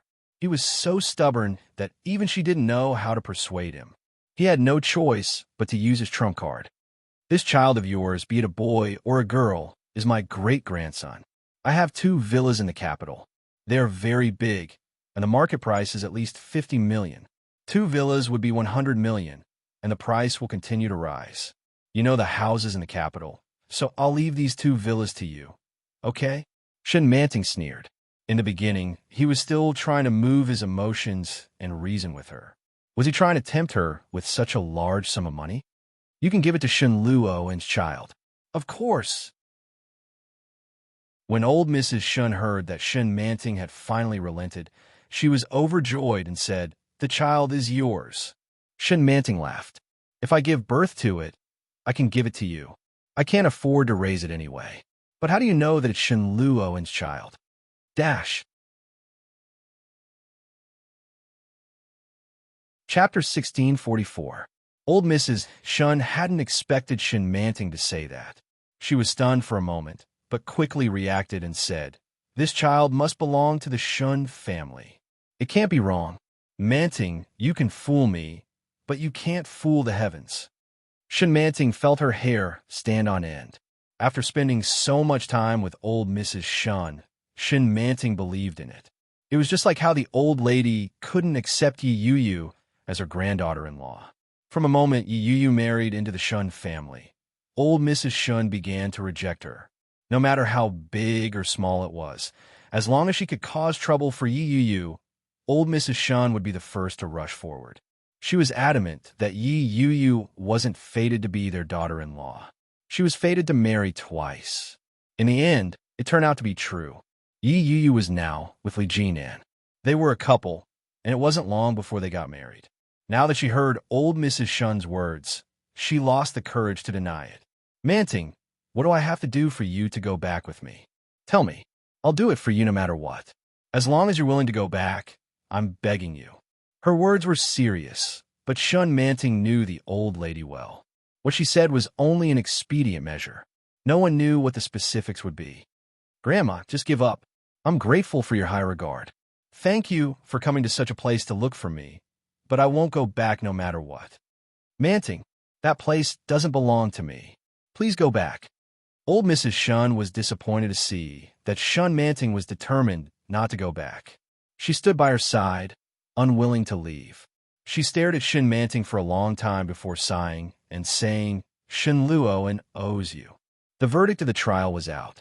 Because of the recording, no matter how capable Guan Yanhong was, he couldn't reverse the situation. Shen Luo was acquitted in court, and the audience cheered. Mrs. Shen cried on the spot and hugged her husband excitedly. She shouted, "He's finally out!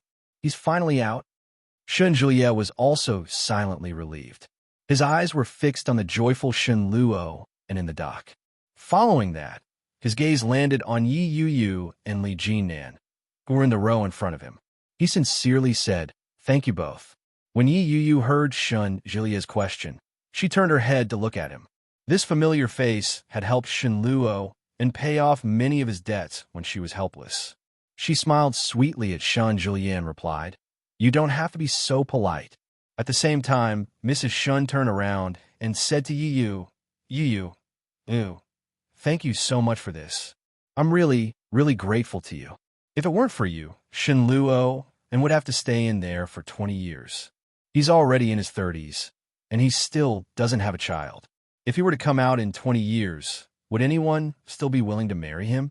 The more Mrs. Shun thought about it, the more frightened she became. Her gratitude toward Yi Yu grew. Yi Yu suddenly found it funny. She couldn't help but think of Yi Tian.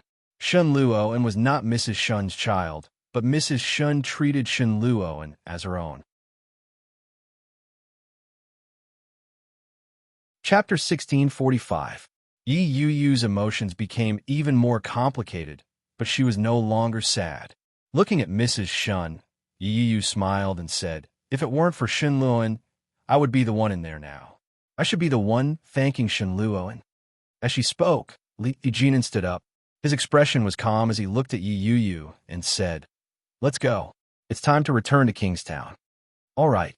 Yi Yu stood up at the same time. She smiled at her former family members and said, "This is something I should do. Shen Luo wasn't a criminal to begin with, but he ended up in jail because he took the blame for me. Now, I'll take it that I've returned Shen Luo's favor. I don't think we need to meet again in the future. Yu, goodbye." Yi Yu smiled. Li Jinan was already holding her hand as she turned around. "Don't be so sure. No one can say for sure what will happen in the future, right? Shin Julia looked at Yi Yu's back and said, I still have to thank you, Yu Yu. Yi Yu's footsteps paused, but she didn't turn around. Finally, under their gazes, she leaned on Li Jinan and slowly walked out of their sight. Shin Julia looked at Yi Yu's back and sighed. He quickly stood up and walked toward Shin Luo and had already been released from his shackles. He had never felt so close to his younger brother before. He walked forward and gave him a big hug. Shin Julia patted Shin Julia's back and said, You're finally out. It's all thanks to Yu. The smile on Shin Luo's face gradually faded. He looked at Shin Julia and asked, Where is she? She left with Li Jinan. Shin Julia replied honestly. Li Jinan treats her very well, and Yu is already pregnant. After this incident, don't go looking for her again. Shin Julia replied honestly. Shin Julia had added that sentence himself.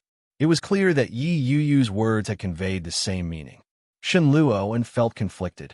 When he heard that, he lowered his head in defeat and said with a bitter smile, She still hates me. That's right. All these years, I didn't trust her. If it were me, I probably wouldn't forgive someone like me. Good that you know. Shin Julia didn't sympathize with him at all. He patted him on the back and said, Grandma found Manting. Shin Luo stiffened and asked, How is she now? She is also pregnant. Shin Julia felt that the world was very mysterious. She didn't know many girls who were sick, but the few she knew all had good news. Yu Lily, Shin Manting, Shin Luo felt conflicted. He lowered his head slightly and smiled bitterly. She's pregnant. I'll let her down. Good that you know. Shin Julia's words were still the same. He snapped, Why don't you count how many flowers you've ruined? Shin Luo sighed but said nothing.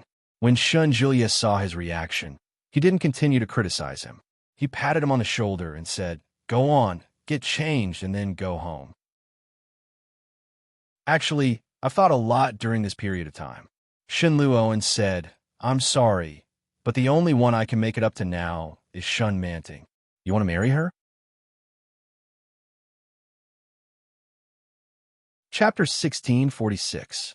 When he heard Shin Luo's firm answer, Shin Julia laughed and said, That depends on whether she's willing to marry you.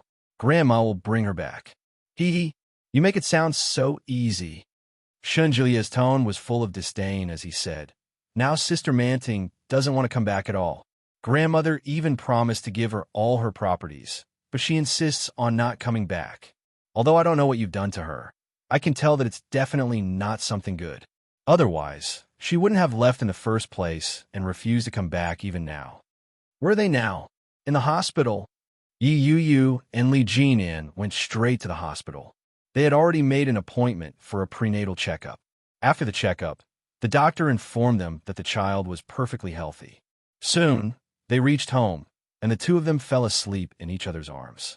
Time always passed quickly when one was asleep, so the two of them went to the Rong residence after waking up. Li Jianxian was already very used to the Rong family, and he got along very well with Rong Xian and Rong Haiwei. It was already very late when he left the Rong residence. At approximately 10 p.m., Yi Yu received a call from Yi Tian. Yi Tian's intentions were clear. She didn't bother with pleasantries. As soon as the call connected, she got straight to the point. Now that Shin Luo has been released, when will your boyfriend give me the $1 million he promised me? It's best to arrange a time tomorrow to trade face-to-face. Otherwise, I'll have to make a trip when you guys go back to Connecticut. Yu turned on the speaker. Li Jinan was sitting on the sofa reading, so he heard everything clearly. Yu instinctively glanced at him. In the depths of his pitch-black eyes, a hint of surprise flashed across them. He reached out his hand, and she quickly handed the phone over to him. Li Jinan seemed to have been prepared for that. He calmly replied, Sure, let's have lunch together tomorrow. All right, I know a restaurant that's pretty good. I'll send you the address later. No need, I've already booked a place. See you tomorrow at noon at the World Trade Center. Yi Tian's heart leaped with joy. She complimented him. I knew you'd be a good person. See you tomorrow at noon. When he heard that, he didn't reply. He handed the phone back to Yi Yu. She quickly bade farewell to the person on the other end of the line. She looked at Li Jinan and asked, "When did you make the reservation? Besides, how did you know she would look for us?" "I don't know," Li Jinan said casually. He closed the book in his hand. "But now I know. She just wants money. That's simple." As Li Jinan spoke, there was a faint smile on his face. Yi Yu curiously leaned over and whispered, "What do you want to do?" "Nothing. Let's go take a shower. Together. You go first." When Yi Yu heard that, her eyes turned into crescents as she wrapped her arms around his waist and said, "Together." Li Jinan lowered his head and gently nibbled on the tip of her nose as he said, "No, you have to go by yourself. Be careful not to slip." "I'm afraid. What if I slip and fall?" Yi Yu's fingers wandered around his waist. "That wouldn't be good." Li Jinan turned his head away. "That won't happen." Up a non-slip mat in the bathroom. Yi Yu was speechless. From the looks of it, Li Jinan had come prepared. She planted a kiss on his lips and said, "I'm going. Help me warm the bed." Dash. Chapter 1647. What vixen? Li Jinan felt that life was very difficult, especially with a wife like her. It was already so difficult. She had only been pregnant for a month. What was she going to do in the future? When Yi Yu saw Li Jinan's indescribable expression, she was secretly pleased. She quickly entered the bathroom and took a fragrant shower. When she came out, she found Li Jinan busy with his computer.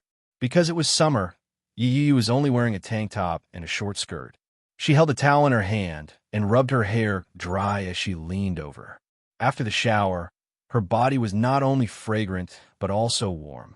Li Jinan felt a faint wave of heat hit him in the face. He immediately looked at her.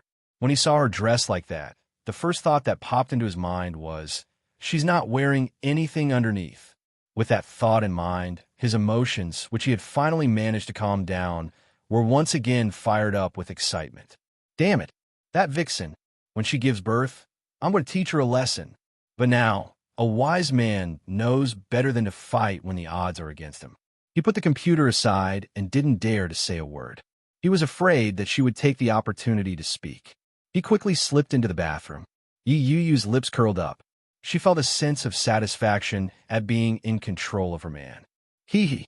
No wonder those tigresses like to control their men so much. It turns out that it's so fun. I'm afraid that I won't be able to escape from this man in the future. Oomph. Yi Yu put down the towel in her hand. Her eyes quickly landed on the computer in front of her. The computer screen was lit up. On it was a chat between Li Jinan and Lawyer Yi. Both of them were men, so the way they spoke was more official. "Lawyer Yi, don't worry. I'll definitely resolve the matter satisfactorily." Li 3, "Thank you." Handshake. "Lawyer Yi, you're too kind." Yi Yu. She scrolled up the records and read them line by line. The more she read, the more shocked she became. That's what Li Jinan had in mind. Yi Tian arrived very early. When she arrived, Yi Yu and Li Jinan weren't there yet. However, when they entered the private room they were talking about, there were already people waiting inside. When Lawyer Yi saw Yi Tian, she quickly stood up with a smile and said, "Madam Yi, how are you? I'm Mr. Li Jinan's lawyer." As he spoke, he handed over his name card. Naturally, Yi Tian recognized him. When Yi Yu had been imprisoned, this lawyer had put in a lot of effort. "Hello, I'm Yi Yu's mother. Are they here yet?" Lawyer Yi nodded and said, "Mr. Li, there's a traffic jam on the road. Let's take a seat first." Yi Tian nodded her head. In a flash, he sat on the main seat. The way he looked at Lawyer Yi was a little condescending. Lawyer Yi did not mind at all. She turned around and took out a document. Lawyer Yi placed it in front of Yi Tian and said, "Madam Yi, we can first discuss the compensation for Mr. Li's car." Yi Tian was slightly taken aback. Chapter 1648. This was the first time Lawyer Yi had interacted with Yi Tian. He had heard from Li Jinan that she could be a difficult woman to deal with. However, this was the first time he had experienced the extent of her difficulty. When Lawyer Yi heard that, the smile on his face remained as formal as ever. He said, Madam Yi, according to the law, your daughter and Mr. Li did not get their marriage notarized. Therefore, the relationship that you're talking about does not exist. What a joke, Yi Tian said with disdain. Didn't you see how much that rascal loves my daughter? It's only a matter of time before they get married. When that happens, won't their belongings be mine? Is that what Li Jinan told you to tell me? As Yi Tian spoke, she had already come to a conclusion. She said, that rascal won't do. He's so petty. It's just a car, and it's not an expensive one. With a mother-in-law like that, what good days will he have in the future? The smile on Lawyer Ye's face could no longer be maintained. Having been in this profession for so many years, he had dealt with all kinds of matters. However, it was rare to see a woman who could twist words and twist logic like this. After calming himself down, Lawyer Yi explained, you might have misunderstood. Other than the fact that they didn't get married, there's another fact that I think you need to know. Yi Tian grew impatient. She waved her hand and said, spit it out. This car doesn't belong to Mr. Li Jinan. It belongs to his older brother, Li Beixing. So what? Yi Tian asked nonchalantly. In other words, Mr. Li Jinan still has to compensate his older brother for this business car that costs $1. 8 million. However, you are the one responsible for this incident. Therefore, you should be the one to pay for it. Tui, pay for it, my foot. Yi Tian was furious. She shouted, I've already discussed it with Li Jinan. He will pay for it. Furthermore, he has to pay me another $1 million. I'm here today to collect the money. Don't try to fool me. When that bastard Li Jinan shows up, you'll know. When Lawyer Yi heard that, he said, Madam Yi, according to Mr. Li's statement, he does indeed have to pay you $1 million. It's good that you know. Shut up, you're so annoying. Lawyer Yi was a little angry from being yelled at, but he was still patient and said, but this car is already on the verge of being scrapped. The paint that you splashed not only damaged the exterior of the car, but also smashed the windows and damaged all the seats inside. The market price of the car is $8 million, and the repair fee is a total of $110. This does not include the maintenance and repair services, so you'd better shut up. Li Jinan already promised me. I still have the recording here. Yi Tian took out the voice recorder in her hand and played the recording. His voice wasn't soft, so Lawyer Yi could hear him loud and clear. I, Li Jinan, have agreed to pay Madame Yi Tian the betrothal gift for my marriage to her daughter, Yi Yu, a total of $1 million. If I break my promise, may I be struck by lightning. These words carried a lot of weight. Lawyer Yi nodded and said, so it's the betrothal gift for Miss Yi. 1 million. What a huge sum. That's true. Yi Tian was clearly pleased with herself. He's my son-in-law. Chapter 1649. That kind reminder rendered Yi Tian speechless for a moment. As if to prove her point, Yi Tian pressed the play button on the recording again. After listening to it again, she realized that Li Jinan hadn't mentioned a single word about the car. Before Yi Tian could react, someone pushed the door open. Yi Yu and Li Jinan were brought in by a waiter, who quickly left. When Yi Tian saw Li Jinan, she immediately rushed forward and raised the recording pen. In a loud voice, she asked, Li Jinan, what's the meaning of this? Li Jinan had just walked in. Faced with Yi Tian's questioning, it was obvious that this woman had hit a wall with Lawyer Yi. However, he pretended to be confused and asked in surprise, what do you mean? Yi Tian immediately played the recording. When Li Jinan heard it, he raised his eyebrows and retorted, that's what I said. Is there a problem? Seeing that Li Jinan was obviously playing dumb, Yi Tian's anger flared up and she shouted, we didn't mention anything about the car in that recording at all. Yeah, I didn't. Li Jinan's expression was calm and composed, which made Yi Tian even angrier. She roared, didn't we agree that I wouldn't have to compensate for the car and that I would have to pay $1 million as a betrothal gift? You're doing this on purpose, aren't you? Li Jinan looked even more surprised and replied, when did I say that? I don't even know myself. As he spoke, he looked at Yi Yu and asked, did I say that? Yi Yu shook her head and replied with certainty, no. Yi Tian flew into a rage. Yi Yu, who exactly is your mother? Why are you siding with an outsider? I'm sorry, Madam Yi, but my mother isn't here. Yi Yu's eyes turned into crescents. What's wrong? Now that you're the one paying up, you're talking like that? Yi Tian's face contorted in anger. She raised her hand and prepared to slap him. Before the slap could land, it was stopped in its tracks by a large hand. Li Jinan looked at her coldly. He immediately grabbed her hand and gave a shove. Hitting a pregnant woman is not a small matter, Madam Yi. If you really hit a pregnant woman, then your car compensation will be that simple. Lawyer Yi interrupted and said, I did a rough calculation. Because you have the recording as proof, Mr. Li definitely got the 1 million yuan. However, after deducting the repair fee for Mr. Li Beixing's car, you still have to pay 100,000 yuan. In other words, not only would she not get a single cent of the 1 million yuan, but she would also have to fork out 100,000 yuan? What a joke. Yi Tian's expression was ugly. She flung the voice recorder aside and roared, Li Jinan, you bastard. You dare to lie to me? You have to give me that 1 million yuan today or I'll die in front of you. Madam Yi, you're threatening my client. You'll have to compensate for emotional distress, Lawyer Yi said. Yi Tian roared, shut up. There's no such thing. You're extorting us. No, Madam Yi. This is the bill that the 4S shop sent me. It's 11 yuan in total. I'll round it up to 1 million yuan.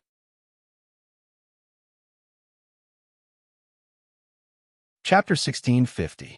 Seeing Yi Tian like that, Yi Yu suddenly felt sorry for her.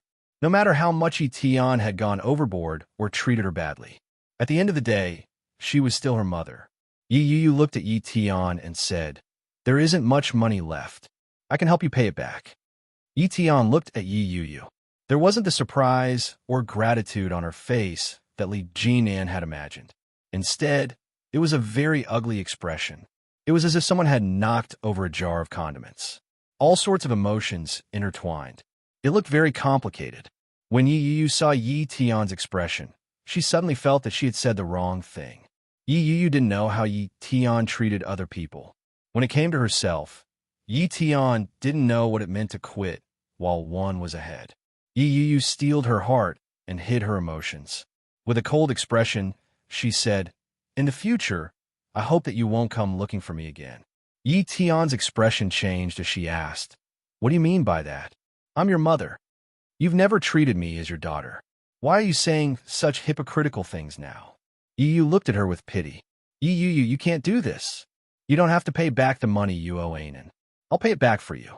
From now on, no matter what, don't come looking for me again. While you're still pretty, why don't you find a good man and marry him? Yi Tian's breathing became more and more erratic. In the end, she started to cry. Yi Yu was caught off guard by Yi Tian's sudden outburst. She was a little frightened. Looking at her mother before her, Yi Yu couldn't bear to see her like this. But she knew Yi Tian's character. A leopard could change its spots, but a leopard couldn't. If she didn't do that, Yi Tian would only go overboard in the future.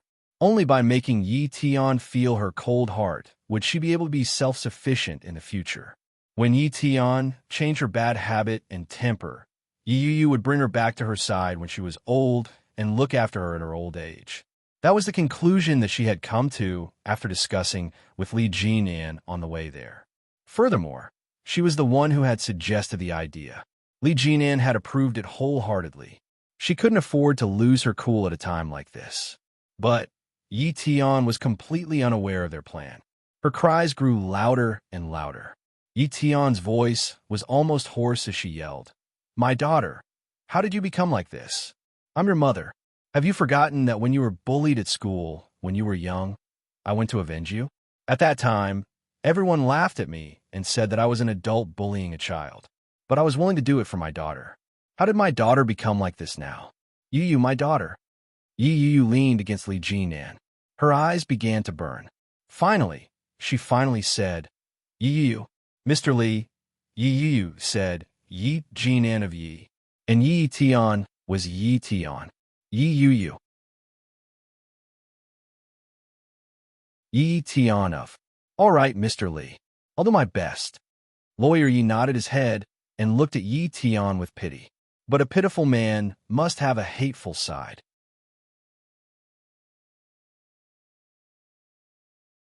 Chapter 1651. It wasn't just Lawyer Yi who thought that way. Even Li Jinan and Yi Yuyu shared the same thought. Just as Li Jinan was about to say that, Yi Tian suddenly raised her head and ran toward them. Yi Tian's momentum was too strong. Li Jinan narrowed his eyes and pulled Yi Yuyu back. He pulled Yi Yuyu to the back and looked at Yi Tian's menacing figure. He didn't move or give way. Yi Yuyu cried out in surprise. Before she could dodge, she saw Yi Tian's body slam into Li Jinan. Li Jinan's body swayed a little from the sudden impact, but he quickly regained his footing and stood firmly on the spot.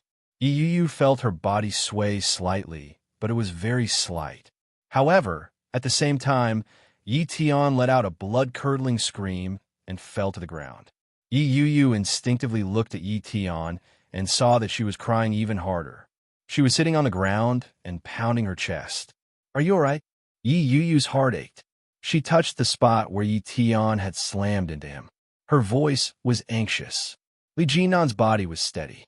He held her hand in his and said, "I'm fine." "I'm fine? Of course I'm fine." Yi Yuyu looked at his hand. The spot where she had slammed into him was already red. Something had even scraped off a large piece of skin. Yi Yuyu's voice carried a hint of sobbing. "Why didn't you move away? Did it hurt?" "I'm fine." Li Jinan was exasperated. He pressed her down slightly and said, "If I had moved away, wouldn't I have bumped into you and the child?" This was his first child. He couldn't allow anything to happen to it. He still had to depend on this child. The mother of the child had to be sent home. When Yi Yuyu heard that, she was so touched that she burst into tears. Her tears and snot gathered as she sobbed softly. Li Jinan held her in his arms and asked in a low voice, "Were you frightened?" Yi Yuyu cried even harder. Her tears were dripping onto his body. "Let's go. We're going back." Li Jinan held her in his arms and walked away. He turned to look at Lawyer Yi and said, "You settle it. Be careful." "Yes, Mr. Li." He followed Yi Yuyu out. Just as he was about to find another place to eat, Yi Yuyu grabbed his hand. Yi Yuyu's heart ached as she said, "Let's go to the hospital to treat it. Look, he's bleeding." Li Jinan glanced at it and didn't mind at all. He tore off the skin and replied, "It doesn't hurt. When I was in the army, this little thing was nothing. I've even taken bullets before." She looked at him and pursed her lips. Large drops of tears rolled down her cheeks as she said, "You scared me." Yi Yuyu was even more afraid after hearing that. Li Jinan quickly waved his hands and said, "Yes, yes, yes. I'm just scaring you. Don't cry. I'm hungry. Shall we go eat?" Yi Yuyu glanced at it. It was just a small scratch. It would be fine if she didn't deal with it. She nodded her head. When they got home after dinner, Yi Yuyu dragged him to a nearby pharmacy to have his wound treated. It happened to be afternoon. They couldn't be bothered to rest. They packed up and headed for the airport. It took more than 2 hours to travel from the capital to Kingstown. It was almost evening when they arrived. Yi Yuyu vomited all the way. She was on the verge of collapsing.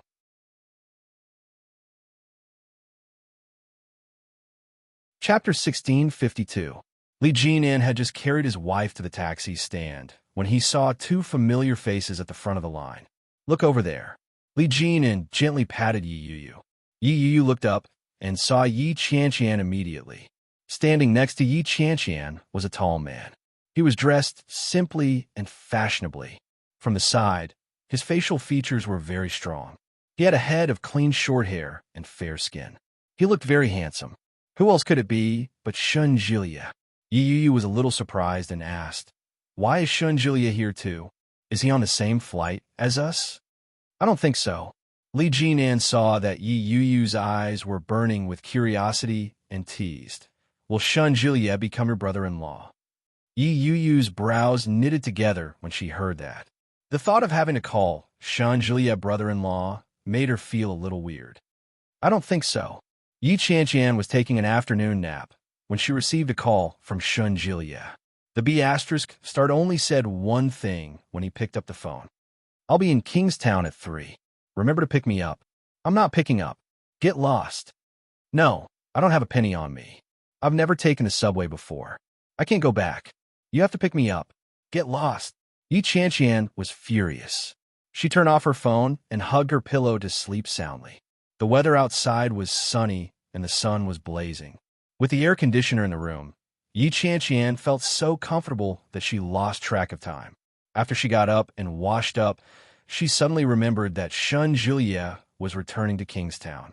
She turned on her phone and saw that it was already 5 o'clock. Yi Qianqian secretly clicked her tongue. Just as she was about to call Shun Julia, she received an incoming call. Without a doubt, it was Shun Julia. Yi Qianqian felt a little guilty and weakly said, "Hello, Miss Yi. I've been standing at the airport for more than an hour. Well, why don't you hail a cab and come back? I don't have any money on me." Shun Julia's voice was filled with grievance.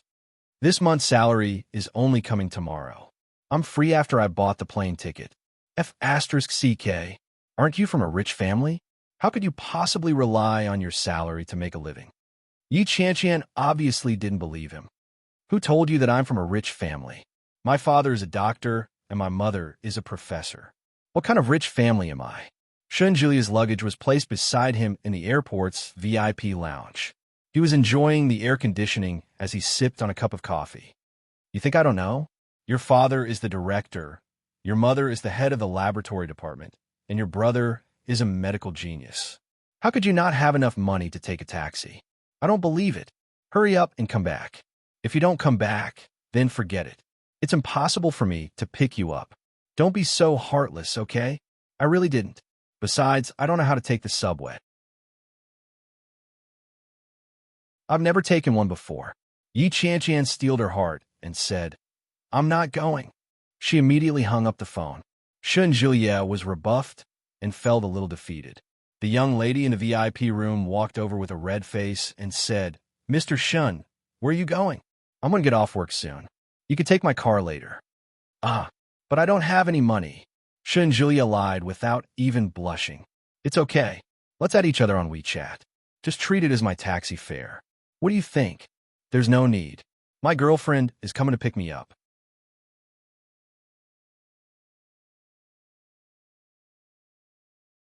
Chapter 1653. When the young lady heard that, she was disappointed and walked away resentfully. Shun Julia turned around and picked up his phone to bombard Yi Qianqian with messages. Yi Qianqian couldn't stop herself from being bombarded. She replied angrily, "You're so annoying. Which airport are you at?" "Nan." Yi Qianqian changed her clothes and quickly got up. When they arrived, they saw Shun Julia standing alone pitifully. He was carrying a suitcase, and his appearance alone attracted a lot of attention. When he saw that Yi Qianqian had arrived, Shun Julia immediately rushed over and said, "You're finally here. You almost killed me. Ouch, my legs." Yi Qianqian was a little embarrassed and said, "Let's go. I can't walk anymore. I've been standing for more than 2 hours. I haven't even stood for that long this month." Yi Qianqian replied, "Today is the first." Shun Juliet greeted her with a smile and said, "See, isn't there nothing wrong with this?" When she saw him jumping around so energetically, the embarrassment that Yi Qianqian had felt earlier dissipated. As they walked to the taxi queue, the two of them were planning what to eat later. When Yi Qianqian turned around, she saw a familiar person standing not far away. When she saw the person, Yi Qianqian's voice immediately stopped. When Shun Julia saw that, he turned his head to look as well. When he saw Li Jinan and Yi Yuyu, he was shocked. He quickly waved at them and said, "Hey, what a coincidence." When Yi Yuyu saw Shun Julia's natural demeanor, she found it even stranger. Yi Yuyu nudged Li Jinan and said, "Let's go over to them. Put me down, and I'll walk there myself." Li Jinan acted as if he hadn't heard her and continued walking. The queue was quite long, so it took Li Jinan some time to reach them. When he reached them, it was their turn to get into the taxi. The four of them shared a car. Li Jinan, Yi Yuyu, and Yi Qianqian sat in the back, while Shun Julia sat in front. "Sis, why are you at the airport?" Yi Qianqian felt an indescribable sense of awkwardness from the moment she bumped into them. Apart from living together, she and Shun Julia were just ordinary friends. What would you think if I told her that a girl had come to the airport to to pick up a man. For a moment, Yi Qianqian didn't know how to respond. All she could do was laugh awkwardly and say, "Why did you suddenly come back? Why didn't you tell me? I could have welcomed you back. I already made a deal with GM Li. I'll treat you to dinner tonight. No one's allowed to fight me for it." With one look, Yi Yu knew that she was trying to change the subject. She subconsciously glanced at Shun Julia, who was sitting quietly in the front seat, and tactfully kept quiet. During the meal, Shun Julia naturally sat next to Yi Qianqian. Yi Qianqian naturally took the menu and placed her order. She didn't seem to mind that Shun Julia was sitting next to her. She pretended to ask casually, "Julia, how long have you been working in Kingstown?" "Oh, it's been a while. More than a month," Shun Julia said as he poured tea. "Oh," Yi Yu replied. "Did the company arrange for you to stay in the dormitory?" Yi Qianqian stopped flipping through the menu when she heard that.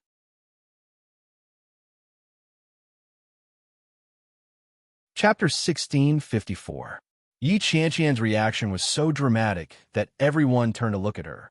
Yi Yu's eyes were filled with confusion. Li Jinan gave them a meaningful look. Shun Julia was a little confused as he looked at Yi Qianqian. It was obvious that he didn't understand what was going on. Yi Qianqian chuckled. Faced with the gazes of the three of them, she felt a little awkward. Her cheeks began to heat up. Yi Qianqian laughed dryly and said, "Isn't that the case?" As she spoke, she looked at Shun Julia. Shun Julia was still in a state of confusion. "What's wrong with living together? It's not like we're in the same room or bed." When he saw Yi Qianqian's expression, Shun Julia immediately corrected himself and said, Yes." Yi Yu could tell that there was a story behind their exchange, but she couldn't figure out what the problem was. It was said that pregnancy made one foolish for 3 years. She had just gotten pregnant, and her brain was already a little confused. Yi Qianqian lowered her head in silence. She flipped through the menu as her eyes darted around. Li Jinan picked up his teacup and took a sip. He looked at Shun Julia and said, "Have you been very busy lately? You've been running around in Kingstown. On one side is your home, and on the other." As he spoke, his voice paused for a moment, unsure if it was intentional or not. This slight pause made Yi Qianqian's heart skip a beat. "On the other side is work." When Li Jinan finished speaking, Shun Julia crossed his fingers and said, "It's not too bad.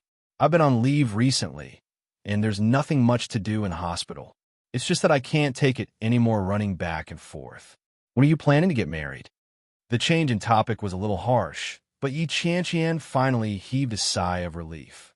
"Soon, we'll go to the Civil Affairs Bureau on Monday." Li Jinan had already planned it out. "I plan to act first and report later. I'll bring her home after we get our marriage certificate." "Won't your mother kill you?" Shun Julia laughed. "I heard that your mother is very conservative. Does she know what's going on with Yi Yu?" "She does. That's why I need to act first and report later.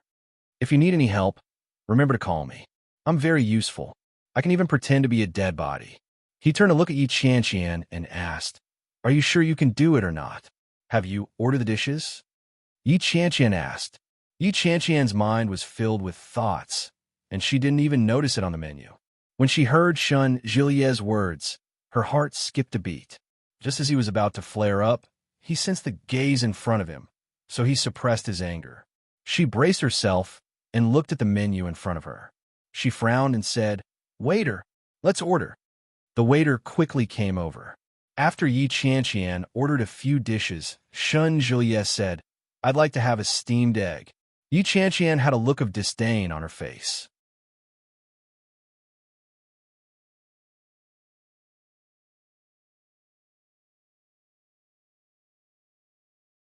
Chapter 1655. When Yi Qianqian saw the complicated expression on her sister's face, she immediately realized what was going on. What she had just said seemed to be inappropriate. Yi Yu wasn't stupid. On the contrary, she was very smart. Her heart suddenly became uneasy. Yi Qianqian laughed dryly and said, "Our company is close by, so we often eat together. You don't say. This guy's cooking skills are pretty good." It's a far cry from his looks. When he heard that, Shun Julia was displeased. He immediately retorted, Hey, that's too much. What's wrong with my looks? I'm handsome, and I can cook. Do you have a problem with that? Yi Qianqian gave herself a big thumbs up for changing the topic perfectly. When Yi Qianqian heard Shun Julie's defiant words, she turned her head and looked at him with contempt. She sneered but didn't say a word. Shun Julie was so angry that he felt a lump in his throat. He reached out and pretended to strangle her. But in the end, he couldn't bring himself to do it. He let out a long sigh and lamented, "Why is my life so bitter? I get angered by you every day, and I have to serve you. It's so tiring being a man." "Serve your grandpa. Serve. When did you ever serve me?" Yi Qianqian roared with her hands on her hips. Her face was full of indignation. Shun Julie sighed and said, "Didn't I? I don't know who it was that carried you to the hospital when you were sick and vomiting. He even stayed by your bedside to guard you, afraid that you would die in your sleep." Bullsh asterisk T. Yi Qianqian was infuriated. She reached out and pinched his hand. She yelled, "You're the one who's going to die." Shun Julie grimaced in pain from the pinch. He quickly said, "Isn't this the saying that beauties are unlucky? The prettier they are, the shorter their lives. I'm just worried about you." When Yi Qianqian heard that, she immediately retracted her hand. She looked at Shun Julie with a face full of gratitude. She touched the arm that she had just pinched and asked, "Does it hurt?" "I'm sorry. I used too much force." Yi was speechless. Li Jinan was speechless. Yi Qianqian looked into the distance and said, "Your worries are very reasonable. I feel that it's a blessing to have a friend like you in my life." Shun Julie replied, "Are you serious?" Yi Qianqian's expression immediately changed, and she elbowed him. Yi Yu and Li Jinan couldn't help but laugh out loud. "What did you get sick? Is it serious?" Yi Yu asked as she picked up her teacup. "It wasn't a big deal. He just caught a cold and was dehydrated. He was on a drip for a day and was fine after drinking some medicine." Shun Julie didn't think much of it. This guy's body is as strong as a bull. He's usually fine. F***CK. You're the one who looks like a cow. It's a good thing that I'm like a cow. I'm a man. You're the man. Shun Julie replied, "I've always been a man." Yi Qianqian glared at him. "Then you look like a woman." "You're speaking incoherently. You just said that I look like a man. Don't you think it's inappropriate to change your words so quickly?" "I don't care. You're just like a woman." Shun Julie waved his hands in resignation and said, "Fine, fine, fine. I look like a man, all right?" Yi Qianqian didn't hear him clearly. When she saw his cowardly expression, she smiled proudly and said, "That's more like it."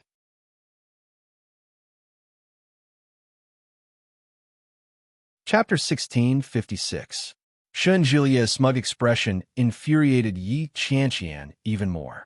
The waiter soon served the dishes, and Shun Julia was in a great mood. "Hello, sir. Your meal is here." Shun Julia picked up his chopsticks and said, "All right, let's eat. I'm starving. I waited for someone at the airport for more than 2 hours. Ouch, I'm dying from standing." Yi Qianqian retorted, "Tui, don't you know how to go back yourself? What's wrong with you to insist on someone else picking you up? I don't have any money on me. Look, I was the one who paid for your medical fees. What's wrong with you coming to pick me up?" Shun Julia spoke boldly and confidently. He held his head high and puffed out his chest. He didn't feel that there was anything wrong with his words. Yi Qianqian glared at him and said angrily, "Are you even a man? Does your future wife know that you're so stingy? D***MN, our door is made of wood. If I break it, we'll have to get a new one. How troublesome would that be? Besides, I was just casually mentioning it. How am I stingy?" Yi Qianqian sneered and turned her head to give him a look of contempt. She didn't say another word. "That's enough, both of you. How old are you? Why are you still so childish? What's there to argue about?" Yi Yu chuckled and picked some food for Li Jinan. "Try this. Ouch, the sour smell of love." Yi Qianqian harumphed with a look of disgust. When Shun Julia heard that, the food that was about to reach his mouth immediately changed direction and went toward Yi Qianqian's bowl. "Try this." When Yi Qianqian saw that, she immediately frowned and said, "Get lost. You're so dirty." Shun Julia didn't seem to realize that he was being disliked. He smiled and picked up more food. As he picked up more food, he said, I'm doing this to satisfy you. Look at you, an old woman who's been single for so many years. You're the old woman. Hey, don't keep interrupting me. I'm not done yet. You don't have to say it. Nothing good comes out of your dog mouth anyway. Yi Qianqian rolled her eyes at him. Shenjilia replied, F***CK. We're the same species. If I have a dog's mouth, then what's yours? Shut up. This. Shenjilia frowned and asked with a serious expression, what kind of mouth is that? Yi Yu couldn't help but laugh. Li Jinan glanced at them and casually asked, are the two of you living together? Yi Qianqian's heart skipped a beat when she heard that. She instinctively glared at Shenjilia. Shenjilia wore an innocent expression on his face. He shrugged his shoulders in the face of Yi Qianqian's murderous glare. Yi Qianqian laughed dryly and asked, why do you ask? What Li Jinan wanted to ask was what Yi Yu wanted to ask as well. When he heard Yi Qianqian's awkward expression, his eyes filled with curiosity as he looked at his sister. I'm just curious. It seems like the two of you have a pretty good relationship. Li Jinan took a sip of the soup without lifting his head. How could that be? You're thinking too much. Yi Qianqian lowered her head and ate a mouthful of food.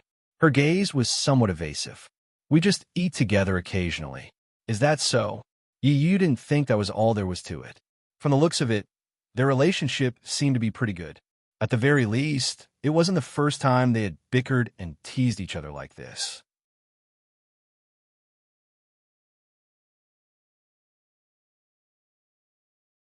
Chapter 1657. But if Shenjilia and Yi Qianqian ended up together, then their relationship would be a little complicated. She was Shen Luo's ex-wife and Shenjilia's ex-sister-in-law. Although she married Shen Luo and didn't have a wedding, everyone in the Shen family knew her. So, if they knew that Yi Qianqian was her sister, what would those relatives and friends think? Yi Yu felt a little ridiculous, but when she saw how they were arguing, she felt that the relationship between them wasn't the kind of relationship she had imagined. Their words revealed that they weren't a couple. Since they weren't a couple, how could they live together? Yi Yu was convinced by her own thoughts. After thinking about it, she quietly ate her meal. When Yi Qianqian saw that she didn't ask any more questions, she secretly breathed a sigh of relief. God knows, I was scared to death. Although I lived with Shenjilia, it wasn't a cohabiting relationship at all. He was just a landlord and a tenant. She didn't want to tell Yi Yu because she wanted to avoid unnecessary trouble. Yes, that's right. Yi Qianqian lowered her head and ate without saying another word. On the other hand, when Shenjilia heard that they didn't continue the topic, his heart was a little itchy. But if he said anything at this time, Yi Qianqian would probably explode. She quieted down, and the atmosphere suddenly became a little quiet and awkward. In the end, Shenjilia couldn't help but break the silence and asked, Yu is pregnant. Do you still plan to go on a honeymoon after you get married? This happened to be the key question. Yu didn't know. So she looked at third brother Li. Li Jinan had already considered it and said, yes, but we have to wait until the belly is a little bigger and the fetus is stable. We can then prepare for this when we can wait for labor. As he spoke, he looked at Yi Yu and asked, what do you think? Okay. Yi Yu's heart was unbelievably warm. Yi Yu had never thought about these problems, but unknowingly, Li Jinan had already thought about all these things and had already made a decision. Such a man made Yi Yu feel very safe. Yi Qianqian looked at him enviously. She had never seen such a happy expression on Yi Yu's face. That's great. Sigh. Why hasn't my Mr. Right appeared yet? She bit down hard on the rice in her mouth. Her heart was filled with grief and indignation. After the meal, they went their separate ways. Li Jinan hailed a cab with Yi Yu. Before Yi Yu got into the car, she reminded them, be careful on the road. Don't worry. I'll be here. Shenjilia patted his chest and promised, I'll send your sister home safely. Thank you, then we'll go. Goodbye. Shenjilia waved and smiled brightly. Just as the car carrying Li Jinan and Yi Yu drove off, Yi Qianqian turned around and punched him in the stomach. Shenjilia was hit so suddenly that he clutched his stomach and screamed exaggeratedly, My God, you... Of course, Yi Qianqian knew that he was faking it. Her punch wasn't enough to vent her anger. She yelled angrily, "What the F***ck are you talking about in front of my sister? You almost gave yourself away." He looked at her innocently and exclaimed, "What are you doing? You didn't tell me that I can't tell her that we're living together."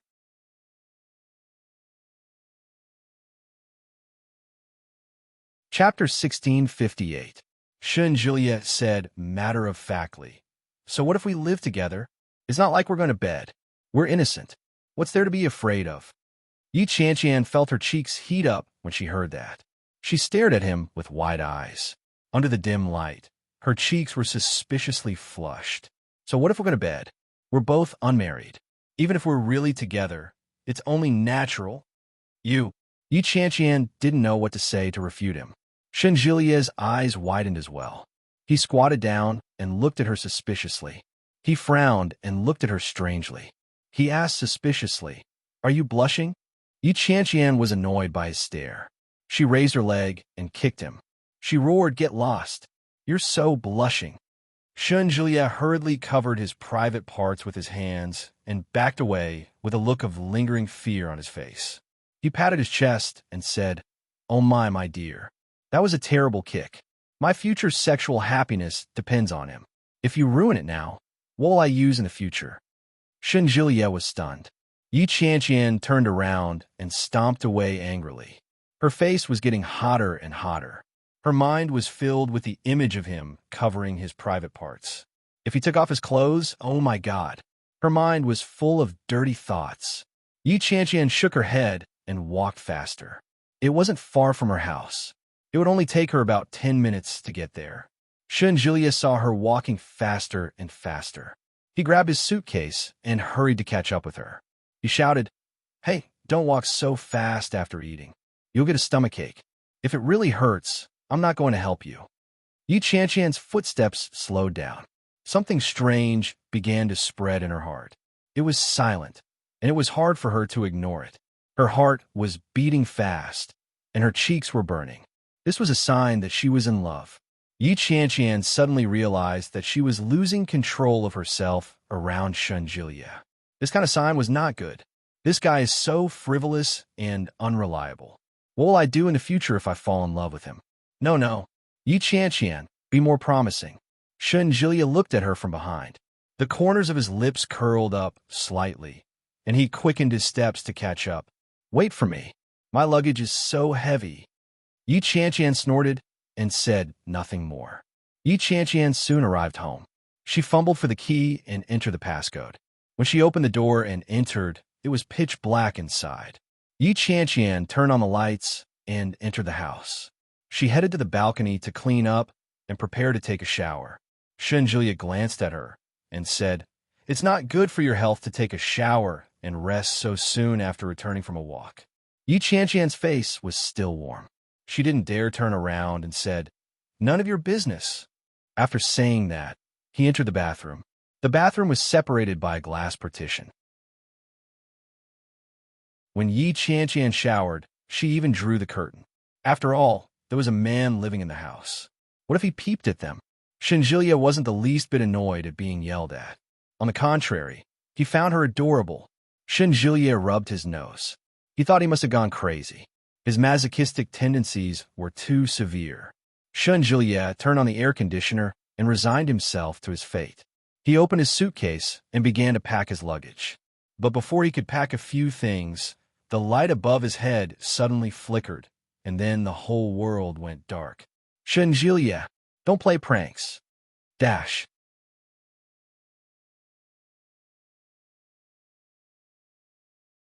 Chapter 1659. Juliet was completely innocent. He shouted helplessly, "Do I look like that kind of person to you?" Yi Qianqian heard Juliet's voice from inside the bathroom. She looked at the darkness in front of her and felt like she was about to collapse. In other words, a power outage? She was only halfway through washing her hair. There were still bubbles on her body. Was she supposed to take a shower in the dark? Is there a power outage? I think so. I'll call the property management. The glimmer of hope that Yi Qianqian had in her heart was completely shattered. Ever since she was very young, she had night blindness. When it was dark at night, It was difficult to see anything, especially in the dark bathroom. Yi Qianqian couldn't even see her fingers in front of her. Fortunately, the power outage didn't affect the natural gas. Yi Qianqian washed her hair in the dark and casually washed her body. Then, she opened the bathroom door. Yi Qianqian didn't like to wear shoes when taking a shower. With one step, he stepped on the cold floor outside. The floor was wet and slippery. Yi Qianqian carefully felt for her clothes, but after searching for a long time, she couldn't find them. When she stepped on them, she found that she had stepped on a very elastic fabric. It was her underwear. Yi Qianqian was about to go crazy. It really was a perfect coincidence. How did the clothes fall to the ground out of nowhere? Yi Qianqian took a step back and bent down to pick them up. She didn't know what she had stepped on, but she fell back on her, but thud. Shun Julia had just finished his call to the property management. When someone came for maintenance, he heard a loud noise coming from inside. It was obvious that she had fallen down. Shun Julia was so frightened that his heart skipped a beat. He quickly asked, "Are you all right?" There was no sound from inside. Shun Julia felt that something was wrong. He took a few steps forward and heard the sound of breathing coming from inside. He reached out and knocked on the door. "How are you?" Yi Qianqian sounded like she was about to cry as she said, "I can't get up. My feet hurt." When she fell down, her head had hit the bathroom door heavily. It was a real pain, but it was her ankle that hurt even more. The angle of her fall was strange. Her entire weight was supported by her twisted ankle. Now, Yi Qianqian couldn't move at all. The moment she moved, she felt a piercing pain in her heart. When Shun Julia heard that, he knew he was in trouble. "Did you hurt your foot? What does it hurt?" "Feet. Ankle. Can you stand up? Can I go in?" As he spoke, Shun Julia placed his hand on the doorknob. When Yi Qianqian heard that, she didn't have time to cry. She sniffled and shouted, "Don't! I'm naked." Shun Julia immediately retracted his hand. Scratching his head in annoyance, he asked, "Can you get up?" Yi Qianqian was about to go crazy. She sniffled and felt extremely wronged. He had never been so unlucky before. "What's with you? Can I help him up?" "Put on your clothes first. I'll go in and carry you later." Shun Julia looked around. It was pitch black. He couldn't see anything at all. When Yi Qianqian heard that, she looked around and inched toward the toilet.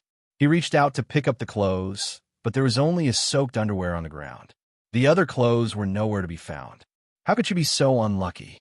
"Yi Qianqian," Shun Julia urged when he didn't hear a response. Dashed that you're tuning in to the Romance Rendezvous YouTube channel. We're so grateful for your support, and don't forget to subscribe to join us on this incredible journey through captivating stories. Your generosity through donations truly makes a world of difference, as it's the primary source of revenue that allows me to expand and enhance this channel for you. Thank you from the bottom of my heart for being a part of this adventure.